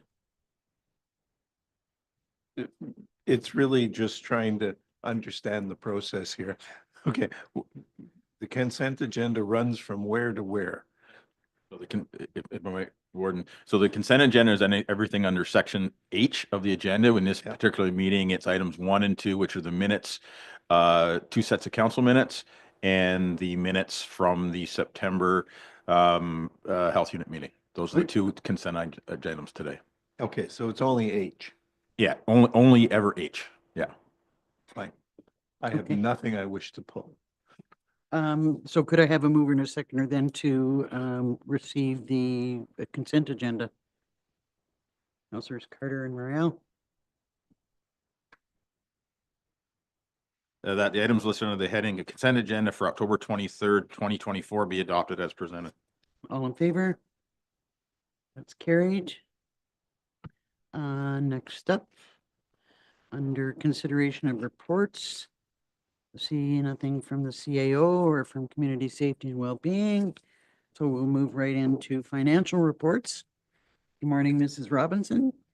Good morning. First is your Q3 financial report. Yes, as of September 30th, the county is just below its intended 75% spent at 69.95% of operating expenses incurred. For our revenues, our investment income continues to trend higher than budgeted. However, we are now starting to see rate decreases slightly from 5.465% at the end of Q2 to 4.965 at the end of Q3. Our land division also continues to trend above budget, with surpassing budget targets by $10,000 at the end of Q3.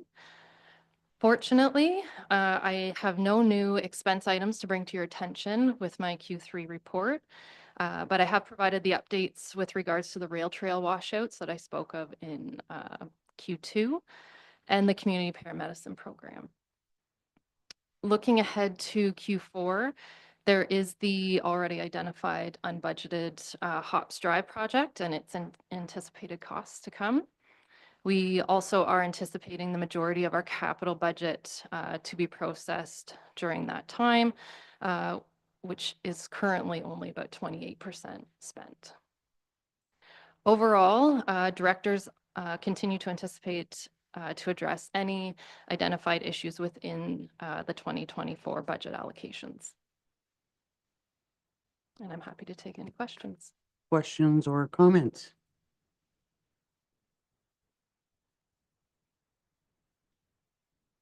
Well, could I then have a mover and a seconder to receive the Q3 financial report for information? Councillors Carter and McKechnie. That report number COR 2024 Q3 financial report, including year-to-date actuals as of September 30th, 2024, be received as information. All in favor? That's carried. Next is your update of consolidated reserve accounts. Yes, so after a recent review of our reserve account, staff are recommending some updates for council's consideration due to having several reserves for similar items or departments. Staff are looking to rename 4 of our reserve accounts. The first one being the Admin General Reserve to the General Working Fund Reserve. This would have no change in the reserve's purpose. The name change just better identifies the purpose of the reserve. The second is the Admin Dedicated Capital Levy Reserve, which was newly created in 2024, to the General Capital Reserve. This will make this not just specific to the dedicated capital levy. It will also allow us to transfer year-end unspent capital levies as appropriate. The third is the Admin Building Reserve, to rename it to the Administration Buildings Reserve. The intent of this is to have one main reserve for all the administration buildings and not have 4 separate reserve accounts. And the fourth is the Pay Equity Reserve, which we'd like to rename to the Human Resources Reserve. This would allow us to use this reserve for unplanned HR events, such as investigations, arbitrations, or terminations. And if agreed to, it's recommended that we would fund this reserve with any year-end salary gaps. Staff are recommending a number of transfers also within my report. As previously mentioned, there are 4 administration building accounts at the moment. We are requesting that all administration building reserves be transferred to one account, the newly recommended name of administration buildings, and then close the Minden Daycare, Haliburton Daycare, and Registry Office reserve accounts. Currently, there's 2 IT or computer reserves. Staff are requesting that we combine these 2 reserves and close the one account. Transfer the bylaw reserve to the newly named General Working Fund Reserve and close the bylaw account. These monies are year-end surplus levy monies, as this project was initially delayed. If you remember, that's for the shoreline bylaw.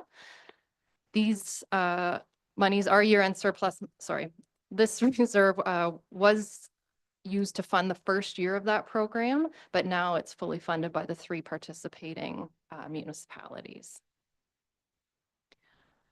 We are recommending that we transfer the EMS equipment reserve to the land ambulance reserve and close the EMS equipment account. There's no requirement to keep those 2 separate. We're recommending the transfer the climate change reserve to the planning reserve and close the climate change account. The climate change reserve was established due to year-end surplus monies for that program, and these initiatives have now been transferred to the planning department. So to streamline accounts, we are recommending to also move these monies to the planning reserve. And finally, we are recommending to transfer the LiDAR reserve to the newly named General Capital Reserve and close the LiDAR account. This reserve was established a number of years ago for the LiDAR project, which is now coming to an end. The monies left in this reserve are from previous year surplus levy monies. So that is the end of my requests within my report. If I can answer any questions. Questions or comments? Councillor Carter. Just on the LiDAR going to capital, I'm just wondering if a portion of it should go to something like planning or, something non-capital in nature, something that may come up in the planning department, whether I can't think of legal challenge or or investigating things around the shoreline bylaws or things like that. It's just I don't think it should necessarily just all go to capital. Oh, sorry. The reserve monies, the reserve monies, how they are transferred is at the discretion of council. So I would suggest if something were to come up where monies were needed from reserves, council has the discretion to pull from whichever reserve may need to be utilized. But we can definitely keep some back in that account or transfer a portion to planning. It really is at council's discretion. Planning or somewhere else. Yes, just to Ms. Robinson's comments, yes, that's council's discretion where the money goes. I would, again, just from the conversation we had this morning, the president had this morning on our asset management planning going forward, we're just trying to maximize the revenues put in place for capital expenditures to, mitigate any impact on the tax draws going forward. But we can, based on the direction of council, we can allocate all or whatever portion elsewhere.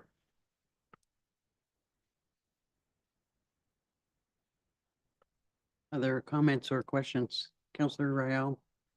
Once we've allocated something to a specific reserve and we close our books at the end of the year, is it possible at that point in time to transfer from one reserve to another if we feel that it makes sense to do so? Because that might be a solution. Yes, through you, Warden. Absolutely. We don't have any legislated reserves, so what the reserves we do have is council's discretion where the money is placed to be transferred in or out of these reserves and where the transfers happen or go to. Councillor Dayu. Well, I appreciate the rationale for moving the climate change reserve to the planning reserve. I'm a bit uncomfortable with it just because having a separate reserve for climate change helps us to keep our eye on that particular ball. And we know if we've got a little bit of funding set aside for initiatives that we might want to, throw towards something that we weren't expecting, or I think climate change, it's an important thing to remember.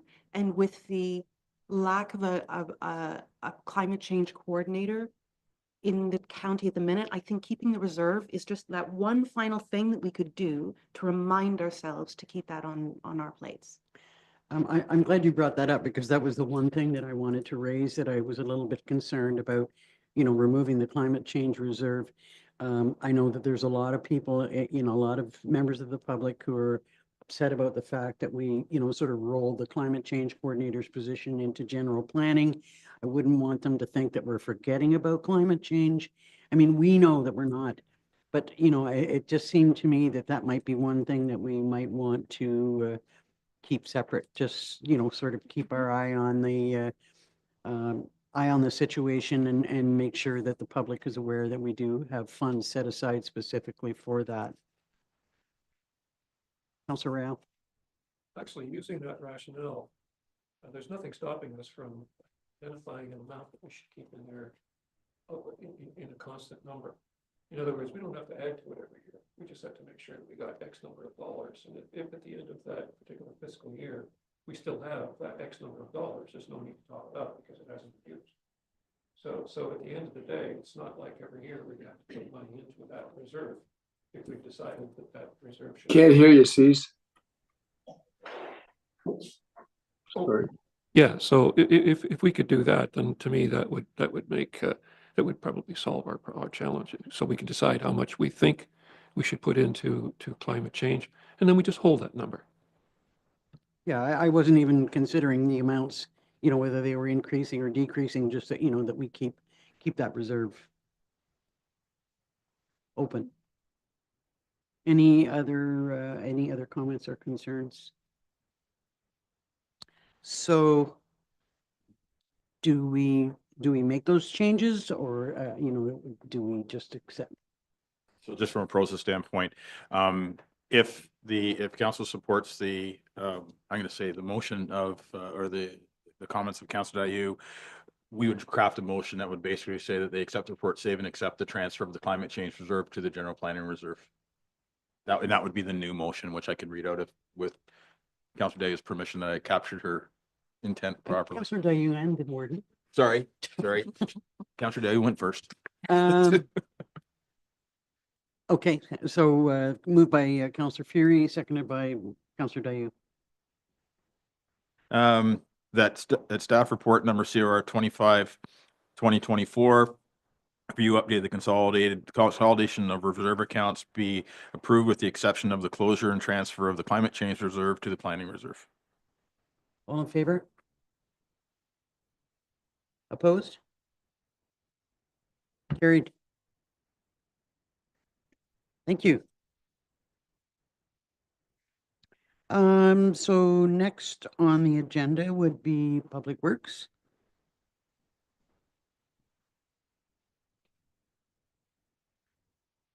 Morning, Mr. Cloutier.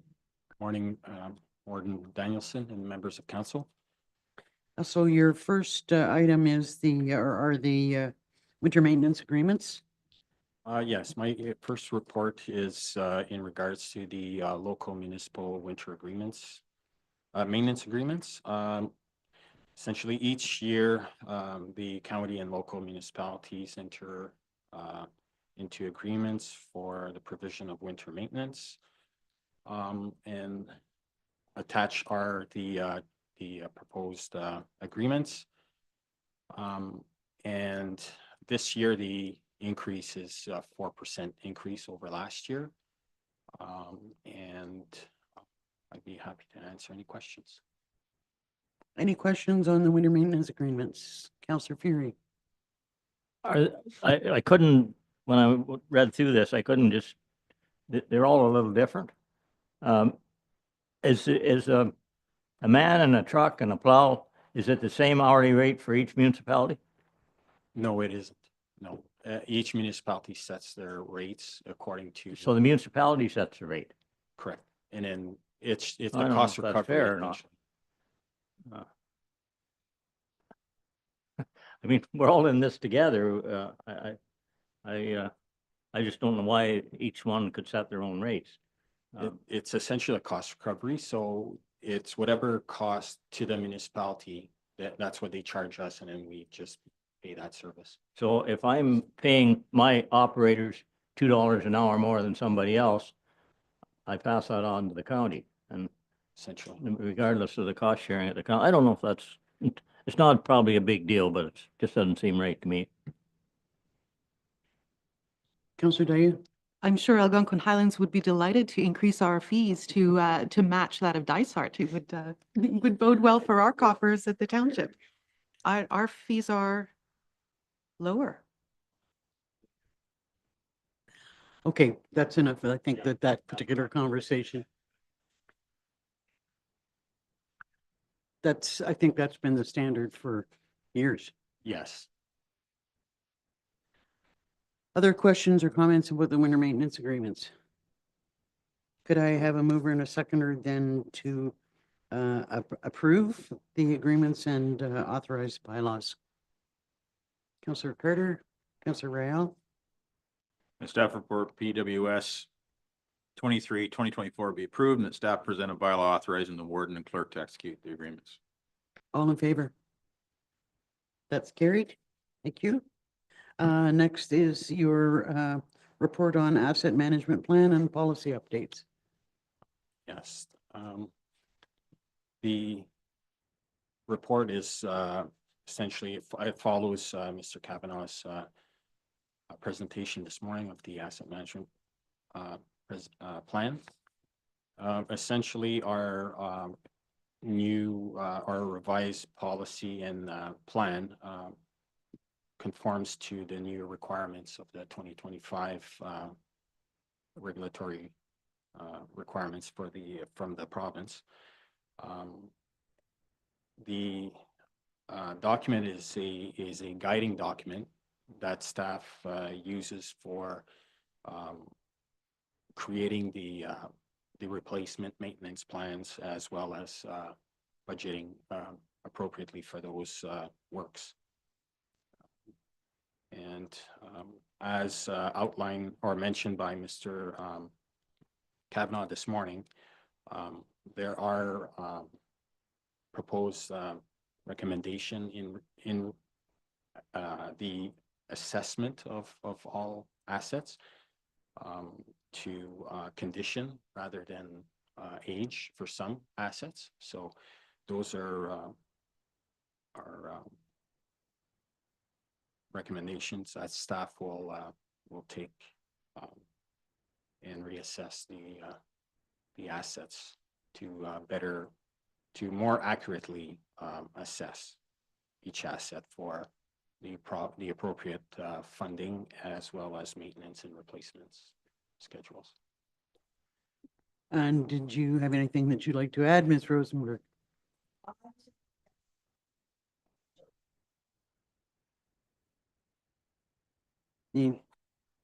Sorry, I was just going to add, just in addition to Brian's presentation and Syl's comments, that the 1% dedicated levy, with the recommendation to go to 2 to close that gap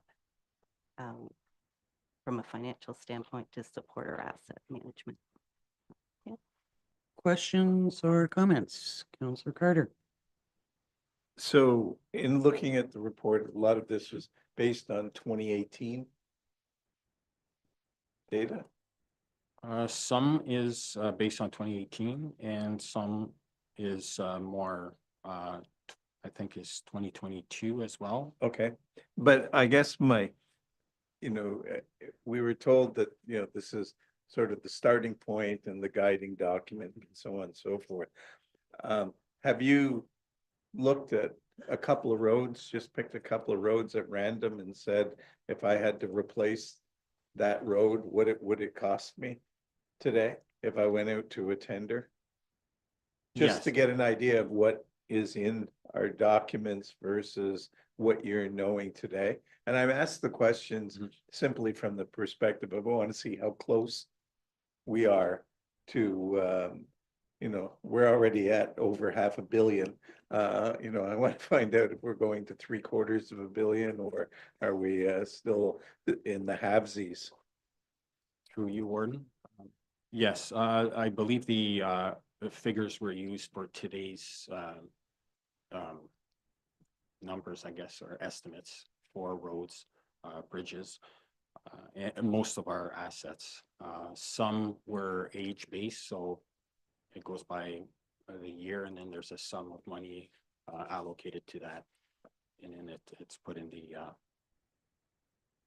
as the value for that asset. But in general, it's pretty relevant. They're pretty relevant numbers. So if you took the whatever, 2,500 meters or 2.5 kilometers of Cache Lake Road, which is estimated at X in this, and you had to redo that, you could do it for that number, you think? Yes, yeah. Okay. Councillor Rael, then Councillor Dayu. Yeah, based on what we heard this morning and in the discussion, obviously, that we had in our last council meeting with regards to the overall maintenance and repair versus the actual value, it made sense the way we spoke about it in our last meeting, that we would look at the actual asset, determine where it was, and that the value was more or less the replacement cost, should we have to go there. So I'm very comfortable with that whole discussion. When it gets down to the 1%, I think based on, again, what we heard this morning, I would definitely support a minimum of 1%. But I'm kind of hoping that at the end of the day, when we sit down and put our final numbers together for our total levy, if it makes sense to go to 1.25 or 1.5, that we don't close that door as well. I'm not suggesting we do it today. I'm merely saying, once all the numbers have been crunched out, if it makes economic sense to avoid unnecessary down the road costs by adding a little bit right now, it would make more sense to do that. So if that's the intent, then thank you very much. I think our CAO would like to respond to that. Thank you, Ward, and to you, to Councillor Rao. Yeah, so for our budgeting purposes of developing budget now, staff, this is a sneak preview, staff is recommending that the capital levy be increased to 2% starting in 2025. So we have built that increased number into the budget going forward for council's consideration, deliberation when we get to present the budget in November. Thank you. Councillor Dayu. I was just going to support that fully, that we go to 2% and hope that we can stick it when we come to approving the budget. And I really, really hope we do. We need to do this now, and future councils will thank us. So we won't be looking, or they won't be faced with a huge gap. Councillor Carter. I'm not sure we'll be around for the get to thanks, but the, you know, we have to understand that, you know, we saw, okay, the library was at X and, you know, and right now the initial social services side of things was 29%. I'm sure that number is probably going to come down. You know, we're going to have to look at all of the numbers because, you know, to a certain extent, I don't want to say that 1 or 2% is a luxury, but the fact of the matter is that we have to be concerned as to what the public can absorb. And if our operational numbers are so high that, you know, capital is one area where we have to really examine the situation. I just don't know what the number is going to be at this point. So I'm not against 1 or 1.5 or 2. You know, that's ideal, but we have to look at what our costs are. I'm pretty sure that, you know, down the road, when it comes to replacing a bridge or a huge culvert, that having the money to do it would not be considered a luxury, but like, thank goodness they did this on our behalf. As long as they name it after me or something, I'll be fine. Yes, absolutely.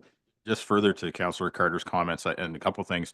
Yeah, so as staff has been putting the budget together, we've taken into account, as I mentioned before, the prioritization of where the money is being spent with respect to the efficiencies and the total cost of what the operational expenses are with respect to the county itself. And I think from a reference standpoint, and I know you understand this, Councillor, but just for everybody listening, is that yes, they're showing a 29% increase to the social services housing cost.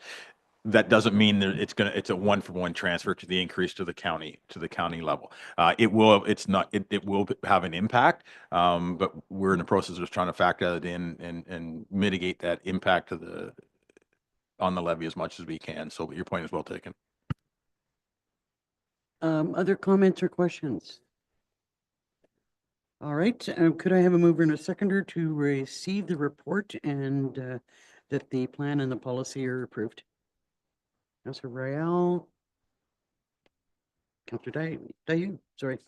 The staff report PWS 22-2024 be received and that the 2024 asset management plan and policy is hereby approved. All in favor? Opposed? Didn't see your hands. Yeah. Oh, sorry. Okay, that's carried. Thank you. Thank you, sir. And thank you, Daniel. So next up are under economic development and tourism is the bi-monthly tourism activity report. Presented by our Director of Economic Development and Tourism. Good morning, Warden and members of council. Angelica just can't be with us today. She's down in Hamilton at the Tourism Industry Association of Ontario conference. So just a couple points on her status report. So we're just winding up the Haliburton County 150 programming. It's been really positively received. I think a lot of positive partnerships have actually been generated out at or cultivated at the local level with our member municipalities and in conversations about continuing some additional programming next year, not around the 150, but just continuing to do so. As you can see, our Hike Haliburton event, annual fall event, was hosted in September and was a success once again. Moving forward, our staff are just going to dig a bit deeper into that. It's great to get those people to the community and see the diversity that's here, but we're doing the ultimate goal of that event is to drive economic spending through to all our member municipalities. And then lastly, just one point of interest, it's probably the first summer we've seen this since COVID is we've seen some increased travel trade with our partners at Odo, where we've actually, they've brought delegates in and operators in from overseas, and we've toured them around the county, highlighting some local assets and business opportunities that are not business opportunities, but partnership opportunities that they can take back. And when they're looking at packaging travel to their customers, Haliburton County is on their list. And that's probably the first time that we've done that since I've been here. So it's a great indication that we're starting to see some rebound from some of the impacts of COVID, and happy to field any questions. Questions or comments? Councillor Carter. Do we have any metric or something that would say in 2024, the number of tourists that came here or tourist nights that were spent here compares to 23 is up or down or sideways? Through you, Warden, we do. So our RTO tracks that data. And then there's an algorithm. I don't have the percentage in front of me, but basically it's out of the RTO, I'm going to say it's roughly 16% of their total number allocates to basically on average Haliburton County visits. So when I get that data, or when we get the data at the end of the year, that probably will be part of Miss Ingram's probably first bi-monthly report in the new year. Will kind of be a synopsis of what we learned and what we heard over 2024. I just reached out during this meeting to get the third quarter numbers for STR data. That's a pretty accurate one for us to track just on nights. And then I don't know if it's noted in the report, but I know Angelica and her team are putting together kind of just a really small, like 5 to 6 question survey that they're sending out to operators just to get a feel for what how the summer went and in comparison to previous years, just to see where we're at and get some additional feedback. Any other questions or comments? Councillor Dayu. Just a tiny note that it was really nice to see when the county map project proposal came through Algonquin Highlands, that the model that was developed, with the wood frame, which is beautiful in its own right, it's also dovetailing so well with what has been proposed for the wayfinding project. And if and when that comes into fruition, these two projects will be pretty seamless visually, and that it's just someone's done a really nice job in making sure that aligned. So thank you to whoever that was. I will pass those comments on to Eric. He's been managing that for us. Any other questions or comments on the tourism activity report? Could I have a mover and a seconder then to receive it for information? Councillor Dayu, Councillor Carter. That report EDT 18 2024 tourism activity report we received for information. All in favor? That's carried. Next up is physician recruitment. Good morning. How are you this morning? I'm well, thank you. Good morning, Warden and members of County Council. I prepared for you today an update of my physician recruitment activities, and I just wanted to touch on the highlights. Firstly, we have commenced activities with the Eastern Ontario Physician Recruitment Alliance. And the first activities were this past weekend, actually, over in the United Kingdom. So we're now a team of 16 communities, all from our region, Eastern Ontario, that are all banding together to improve our reach. Second thing I wanted to highlight is as part of this alliance, we're all taking our turn in manning and staffing these different events. So my turn is coming up and I'll be going out to Vancouver in 2 weeks. This is part of a national event for family physicians, and it's the first time that we've gone out of province and are working with the Alliance group as well. So that will be a highlight and something I'll come back and report on how that went in my next update. The third thing I wanted to highlight on is that there has definitely been an increase in physician leads and inquiries coming in about Haliburton County. And this is coming in after marketing our updated physician recruitment policy, the changes. We changed it to a 2-year commitment instead of 4 years, added a relocation incentive. So this seems to be driving the increase of activity, and also the fact that we have a CT scanner in our community now that's really turned up the interest. To quantify this increase, there has been 10 physicians that have come to visit over the past 3 months. And comparing this to the same time frame in 2023, that's a 400% increase. So it's keeping me very busy. So, and I wanted to add an update to my update since this has been printed. 2 of the physician candidates that came here this fall have expressed strong interest and intent in relocating here to practice full-time next year in 2025. So nothing's for sure yet, nothing's in writing, but it's looking promising. So I'd welcome any of your questions or comments.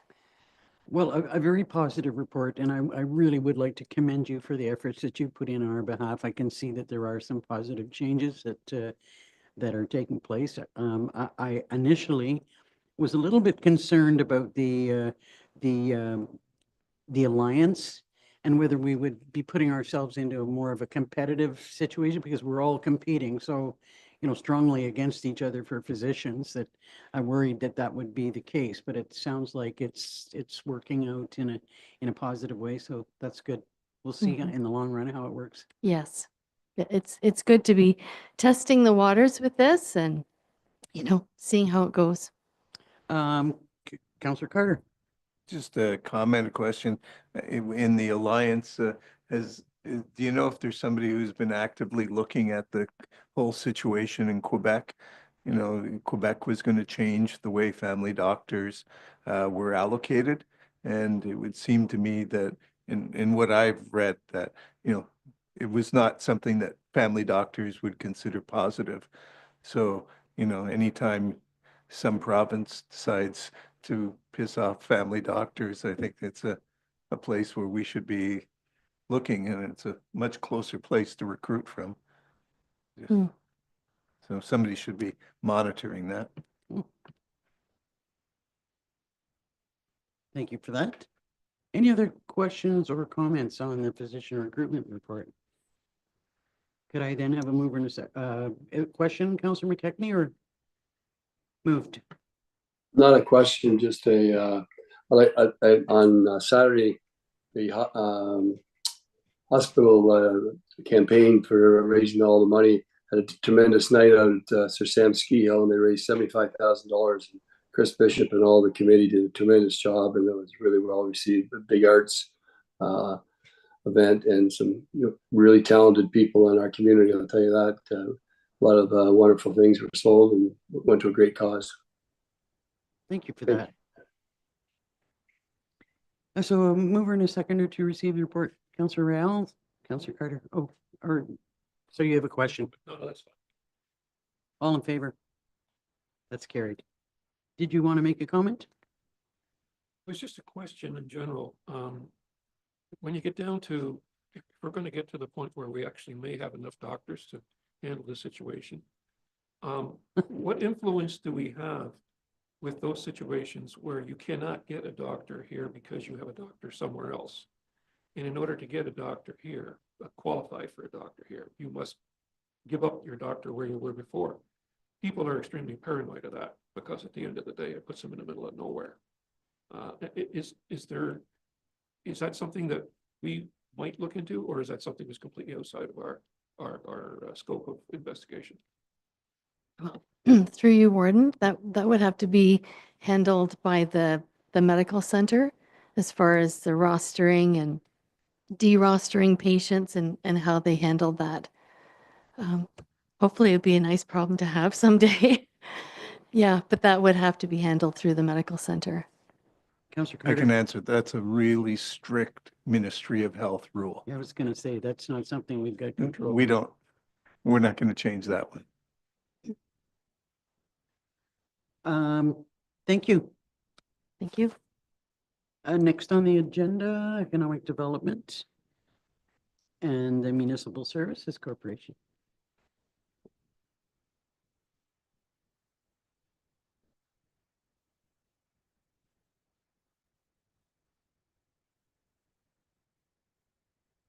Good morning once again. Once again. So in front of you today is just a staff report outlining the proposed Municipal Services Corporation that would manage the county's portion of the MAT revenue, the associated business case that's submitted to the province, and a couple other items. Before I go into just some high-level points, I just did want to thank our tourism staff, in particular Angelica, Eric, and Tom.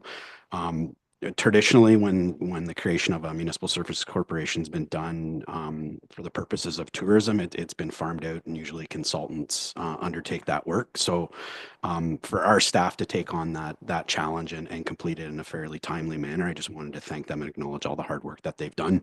The only other places I could find that they did it in-house was the City of Mississauga, City of Hamilton, City of Toronto, which would safe to say they have a few more staff resources than we do. And then just some high level points. So the province doesn't really clearly define what needs to be included in the business case that's submitted to them for them to review the creation of a municipal services corporation. It really focuses on the rationale as to why you want to create it, and the mandate of that organization. So that's been included. That mandate doesn't really differ from what our tourism department does, acting as the DMO for the county in its current role. County Council is the sole voting member of the corporation, so County Council has the authority to remove or appoint board members, also approve budget allocations, so very similar to the library board, in that sense that you allocate essentially a pot of money based on an operational proposal. I've included a slide to just in the back of as an appendix, just to outline what that reporting relationship looks like. But essentially how that would work was our tourism and economic development staff would present essentially an operational plan based on our idea of what the budget would be. That would be presented to the Municipal Services Corporation board for further input and support. And then that ultimately would come back to County Council with the operational plan and the budget request. Again, keeping in mind that budget request is really closely aligned to however much money is in the bank related to the MAT revenue. It just, they wouldn't come in and ask for additional money. It would be completely tied to what revenues existing there. And further to that, what we've also proposing in the interim to get the organization or the corporation incorporated and get any necessary policies, such as conflict of interest, identify an approach for appointing the 3 public seats on the board, is we're proposing that the 4 mayors of the member townships actually act as the interim board of directors. County staff would support that and create all the necessary documents. It would be just for your review. Our thought process on that is you're the spokespeople or spokespersons for your organizations.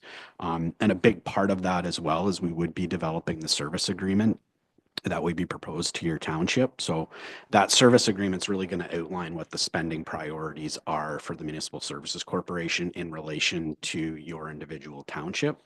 In a perfect world, we'd like those 4 documents to be as close to the same as possible, but we understand that each one of you have your own strategic plan. There might be a few projects that you have on the horizon that you might want to include in that.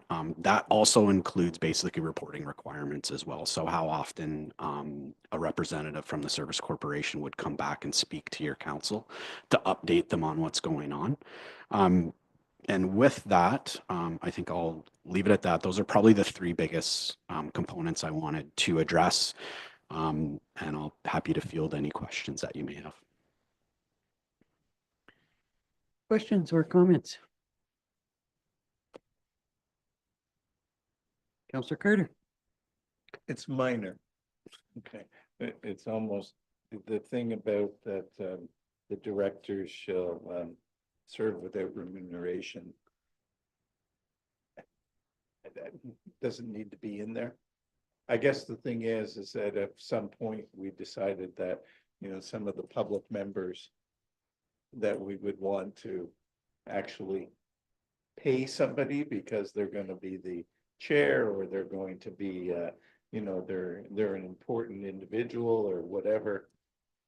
I would prefer we just left out those 4 or 5 words. I mean, you know, it says that people shouldn't profit from being part of it, but, you know, just leave it open to the board to decide that in the future. I don't know if this is set in stone or what.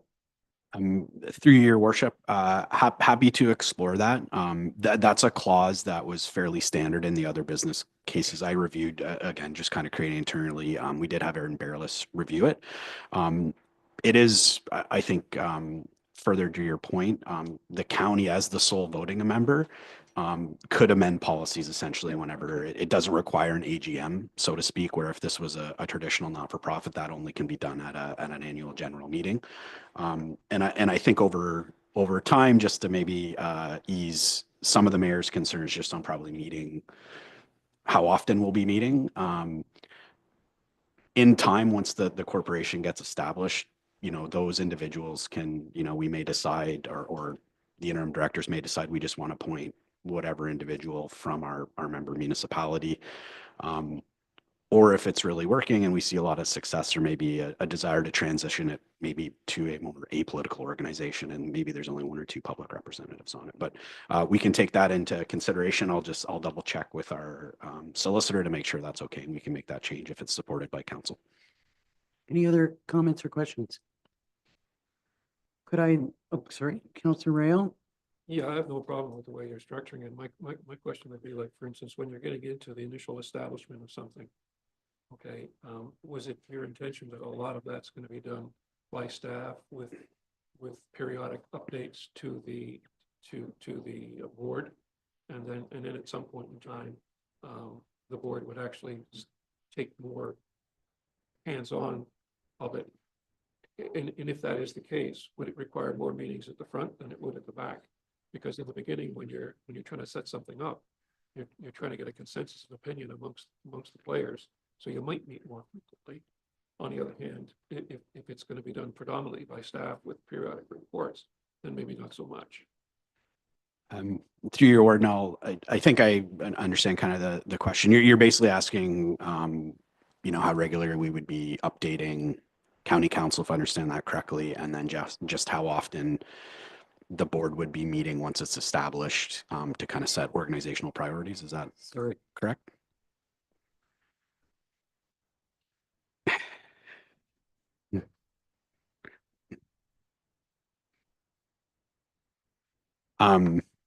So to answer the first part of your question, the board probably would meet a little bit more regularly once the 7 members are established. That would be to identify just overall organizational priorities and probably review existing strategies that are cultivated by or are housed by the county. So that'd be the destination management plan, do an audit of that.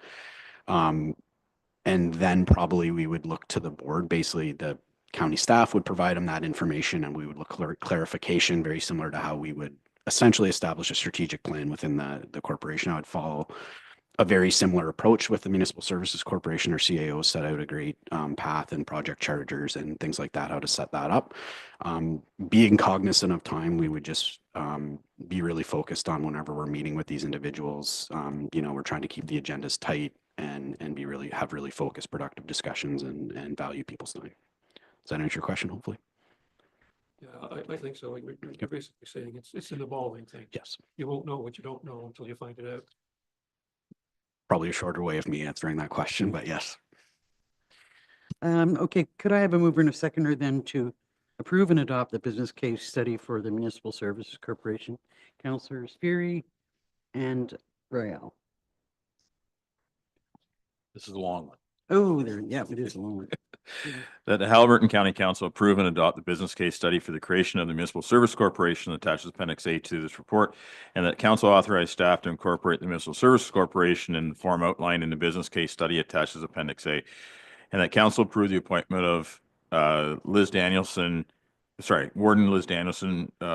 Councillor Murray Ferry, Councillor Dave Burton, and Councillor Bob Carter as interim directors to the MSC for the remainder of this term of council, and that the interim directors and county staff be directed to bring forward a recommended process for the selection of the remaining 3 public positions on the board of directors for the MSC and present the process to county council for adoption, and that the interim directors and county staff are also be directed to develop a service agreement between 4 member municipalities and the MSC.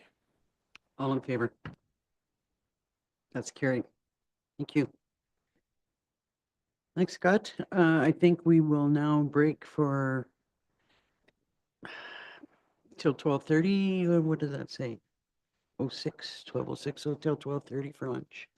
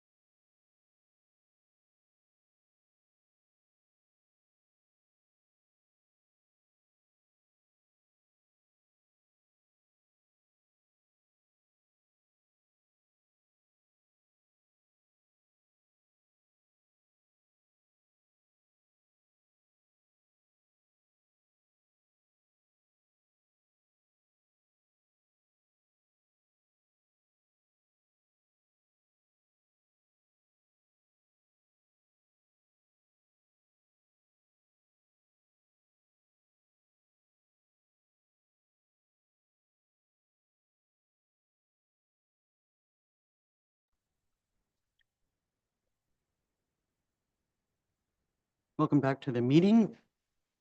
The next report is under Emergency Medical Services. We'll get an update on the EMS work plan. Good afternoon, Chief. Good afternoon, Ward and members of council. Just sort of a brief update today from my my last work plan update. I mentioned before the service review is happening November 5th and 6th, so we're just on the final throws to get all the documentation ready. There's, as I said, I think I told you before, there's about 250 questions or statements that we have to provide documentation or proof that we're following all those legislative requirements. So there will be a team of 5. They'll show up on November 5th, and they'll be here for 2 days, and then go through all that we have to provide for them, and hopefully all is successful. We can expect a few opportunities for improvement. There's always a few that come out of these reviews, but other than that, I think we should hopefully be pretty good. I'm going to leave the best one for last. Just sort of combining 2 of the updates. We have some staff going to an IV training course November 5th as well. And some of those are community paramedics. So the idea is once they complete that IV training, it'll give them the ability to take the phlebotomy training, which will increase their scope to practice in the homes of our clients. So they can actually do blood work at the bedside with the equipment that we've purchased in the past. So that's a good thing. And sort of the last thing that I just wanted to update on is that the CT scan has now been operational since mid-July. So I just, although it's new, I pulled what I could for data as to what difference has the CT scan made to us. And just sitting at the base and hearing the calls, I knew that things were a little quieter, but we've noticed an overall decrease in our call volume, about 9%. But where that majority is coming from, we've noticed a little bit of increase in our code 4s, which are your life-threatening calls. But the big one is we've had a 45% decrease in our code 3 or emergent calls. And those were all CT scans. The majority of CT scans were dispatched out as a code 3 and brought back as a code 3. So we've noticed a huge decrease in that. Not in this report, but what I did look at just recently is it has also had a positive impact on our response time targets for the months of August and September. So, questions or comments? Hearing none? Great numbers, Tim. Thank you for that.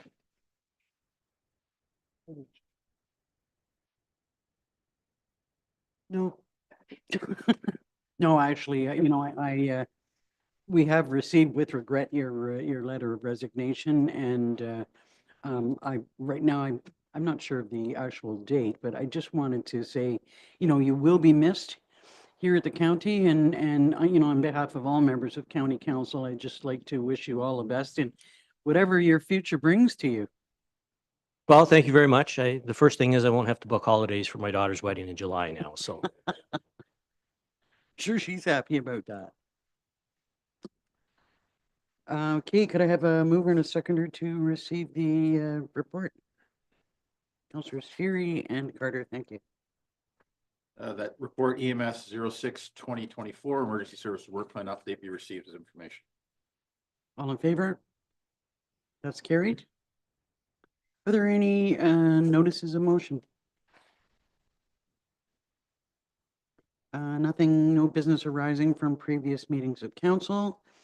So under correspondence, I had asked for a letter to be, or a small discussion to take place over the weekend or maybe late last week. There were concerns raised. I know that Councillor McKechnie had contacted a number of people, including Gary. I had people contact me about the fact that there had been a fairly substantial outage, I think in the Haliburton and Eagle Lake, sort of across the area where there was as many as 700 or 800 homes that were out of service. They'd been out of service for a week, and there was absolutely horrendous communications coming from Bell that everybody that called got absolutely no indication of when their service was going to be returning to them. I know that our CAO contacted Bell and had an absolutely horrendous time getting any information out of them at all. And when you consider that no cell service, no internet service, no ability to call if there was a fire or EMS, and I just find that completely unacceptable. We have a resolution here to write a letter to Bell, basically voicing our concerns about the lack of communication and willingness to work with us, given the circumstances. And I'm not sure whether it's been repaired yet. It was supposed to be repaired yesterday, but then there was further problems, I understand. Yes, it's my understanding that it has been corrected now, from just, that's kind of third-hand information we received back. There is, and I think it was brought up, Councillor Carter brought it up previously, is that there is a concern, given the age of the landlines in the area, that this might not be an isolated incident. And part of the delay was their inability to source the parts required to fix the problem. The greater concern, as you mentioned, Warden, was with respect to the lack of communication between Bell, the county itself, all emergency services, fire, EMS, police. There was no direct notification from Bell that the service was out. And most importantly, the residents, the amount of information shared with their residents was not there.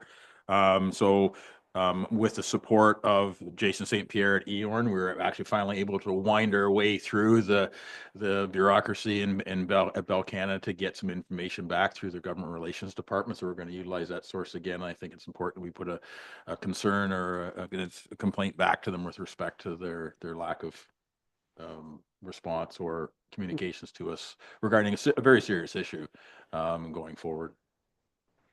So thank you, Councillor McKechnie, for raising that with our CAO, and for the part you played in bringing it to everyone's attention. So if I could have a mover and a seconder, or you have a question? Just the point that along with us complaining about the communication, we should also complain about their service.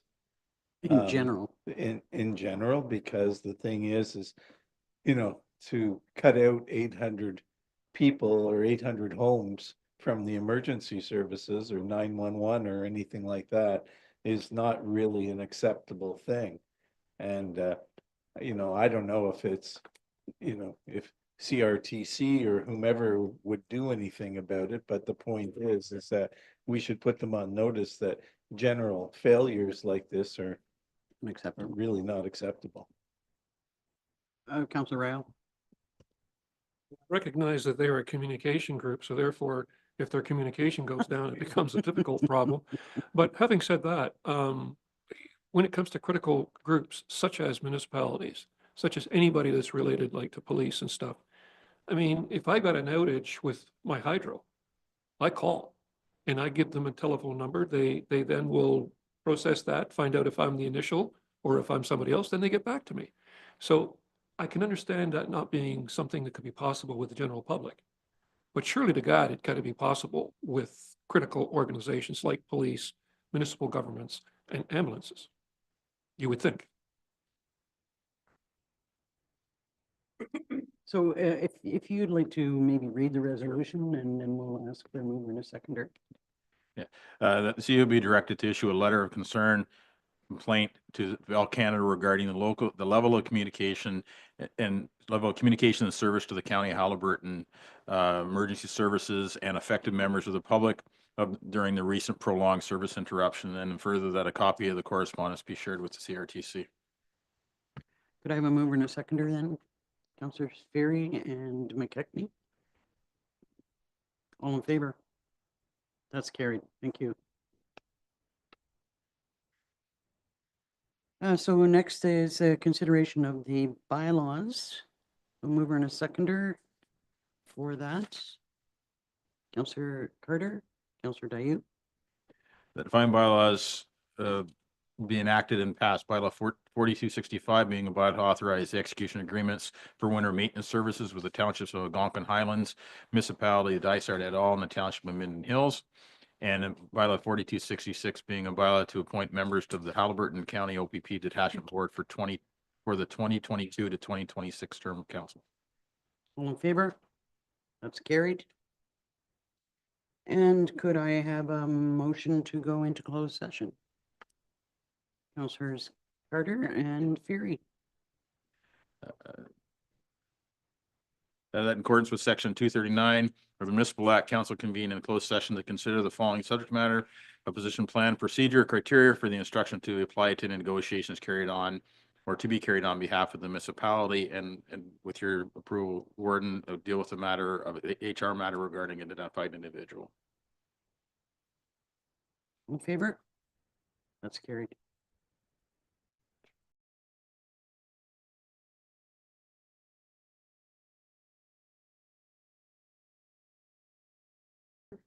That bylaw 4267 being a bylaw to confirm the proceedings of the October 23rd, 2024 meeting of Haliburton County Council be considered to be read a first, second, and third time and passed.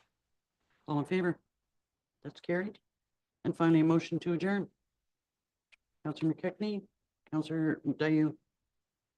That the October 23rd, 2024 meeting of Haliburton County Council be adjourned at 1:40 p.m. All in favor?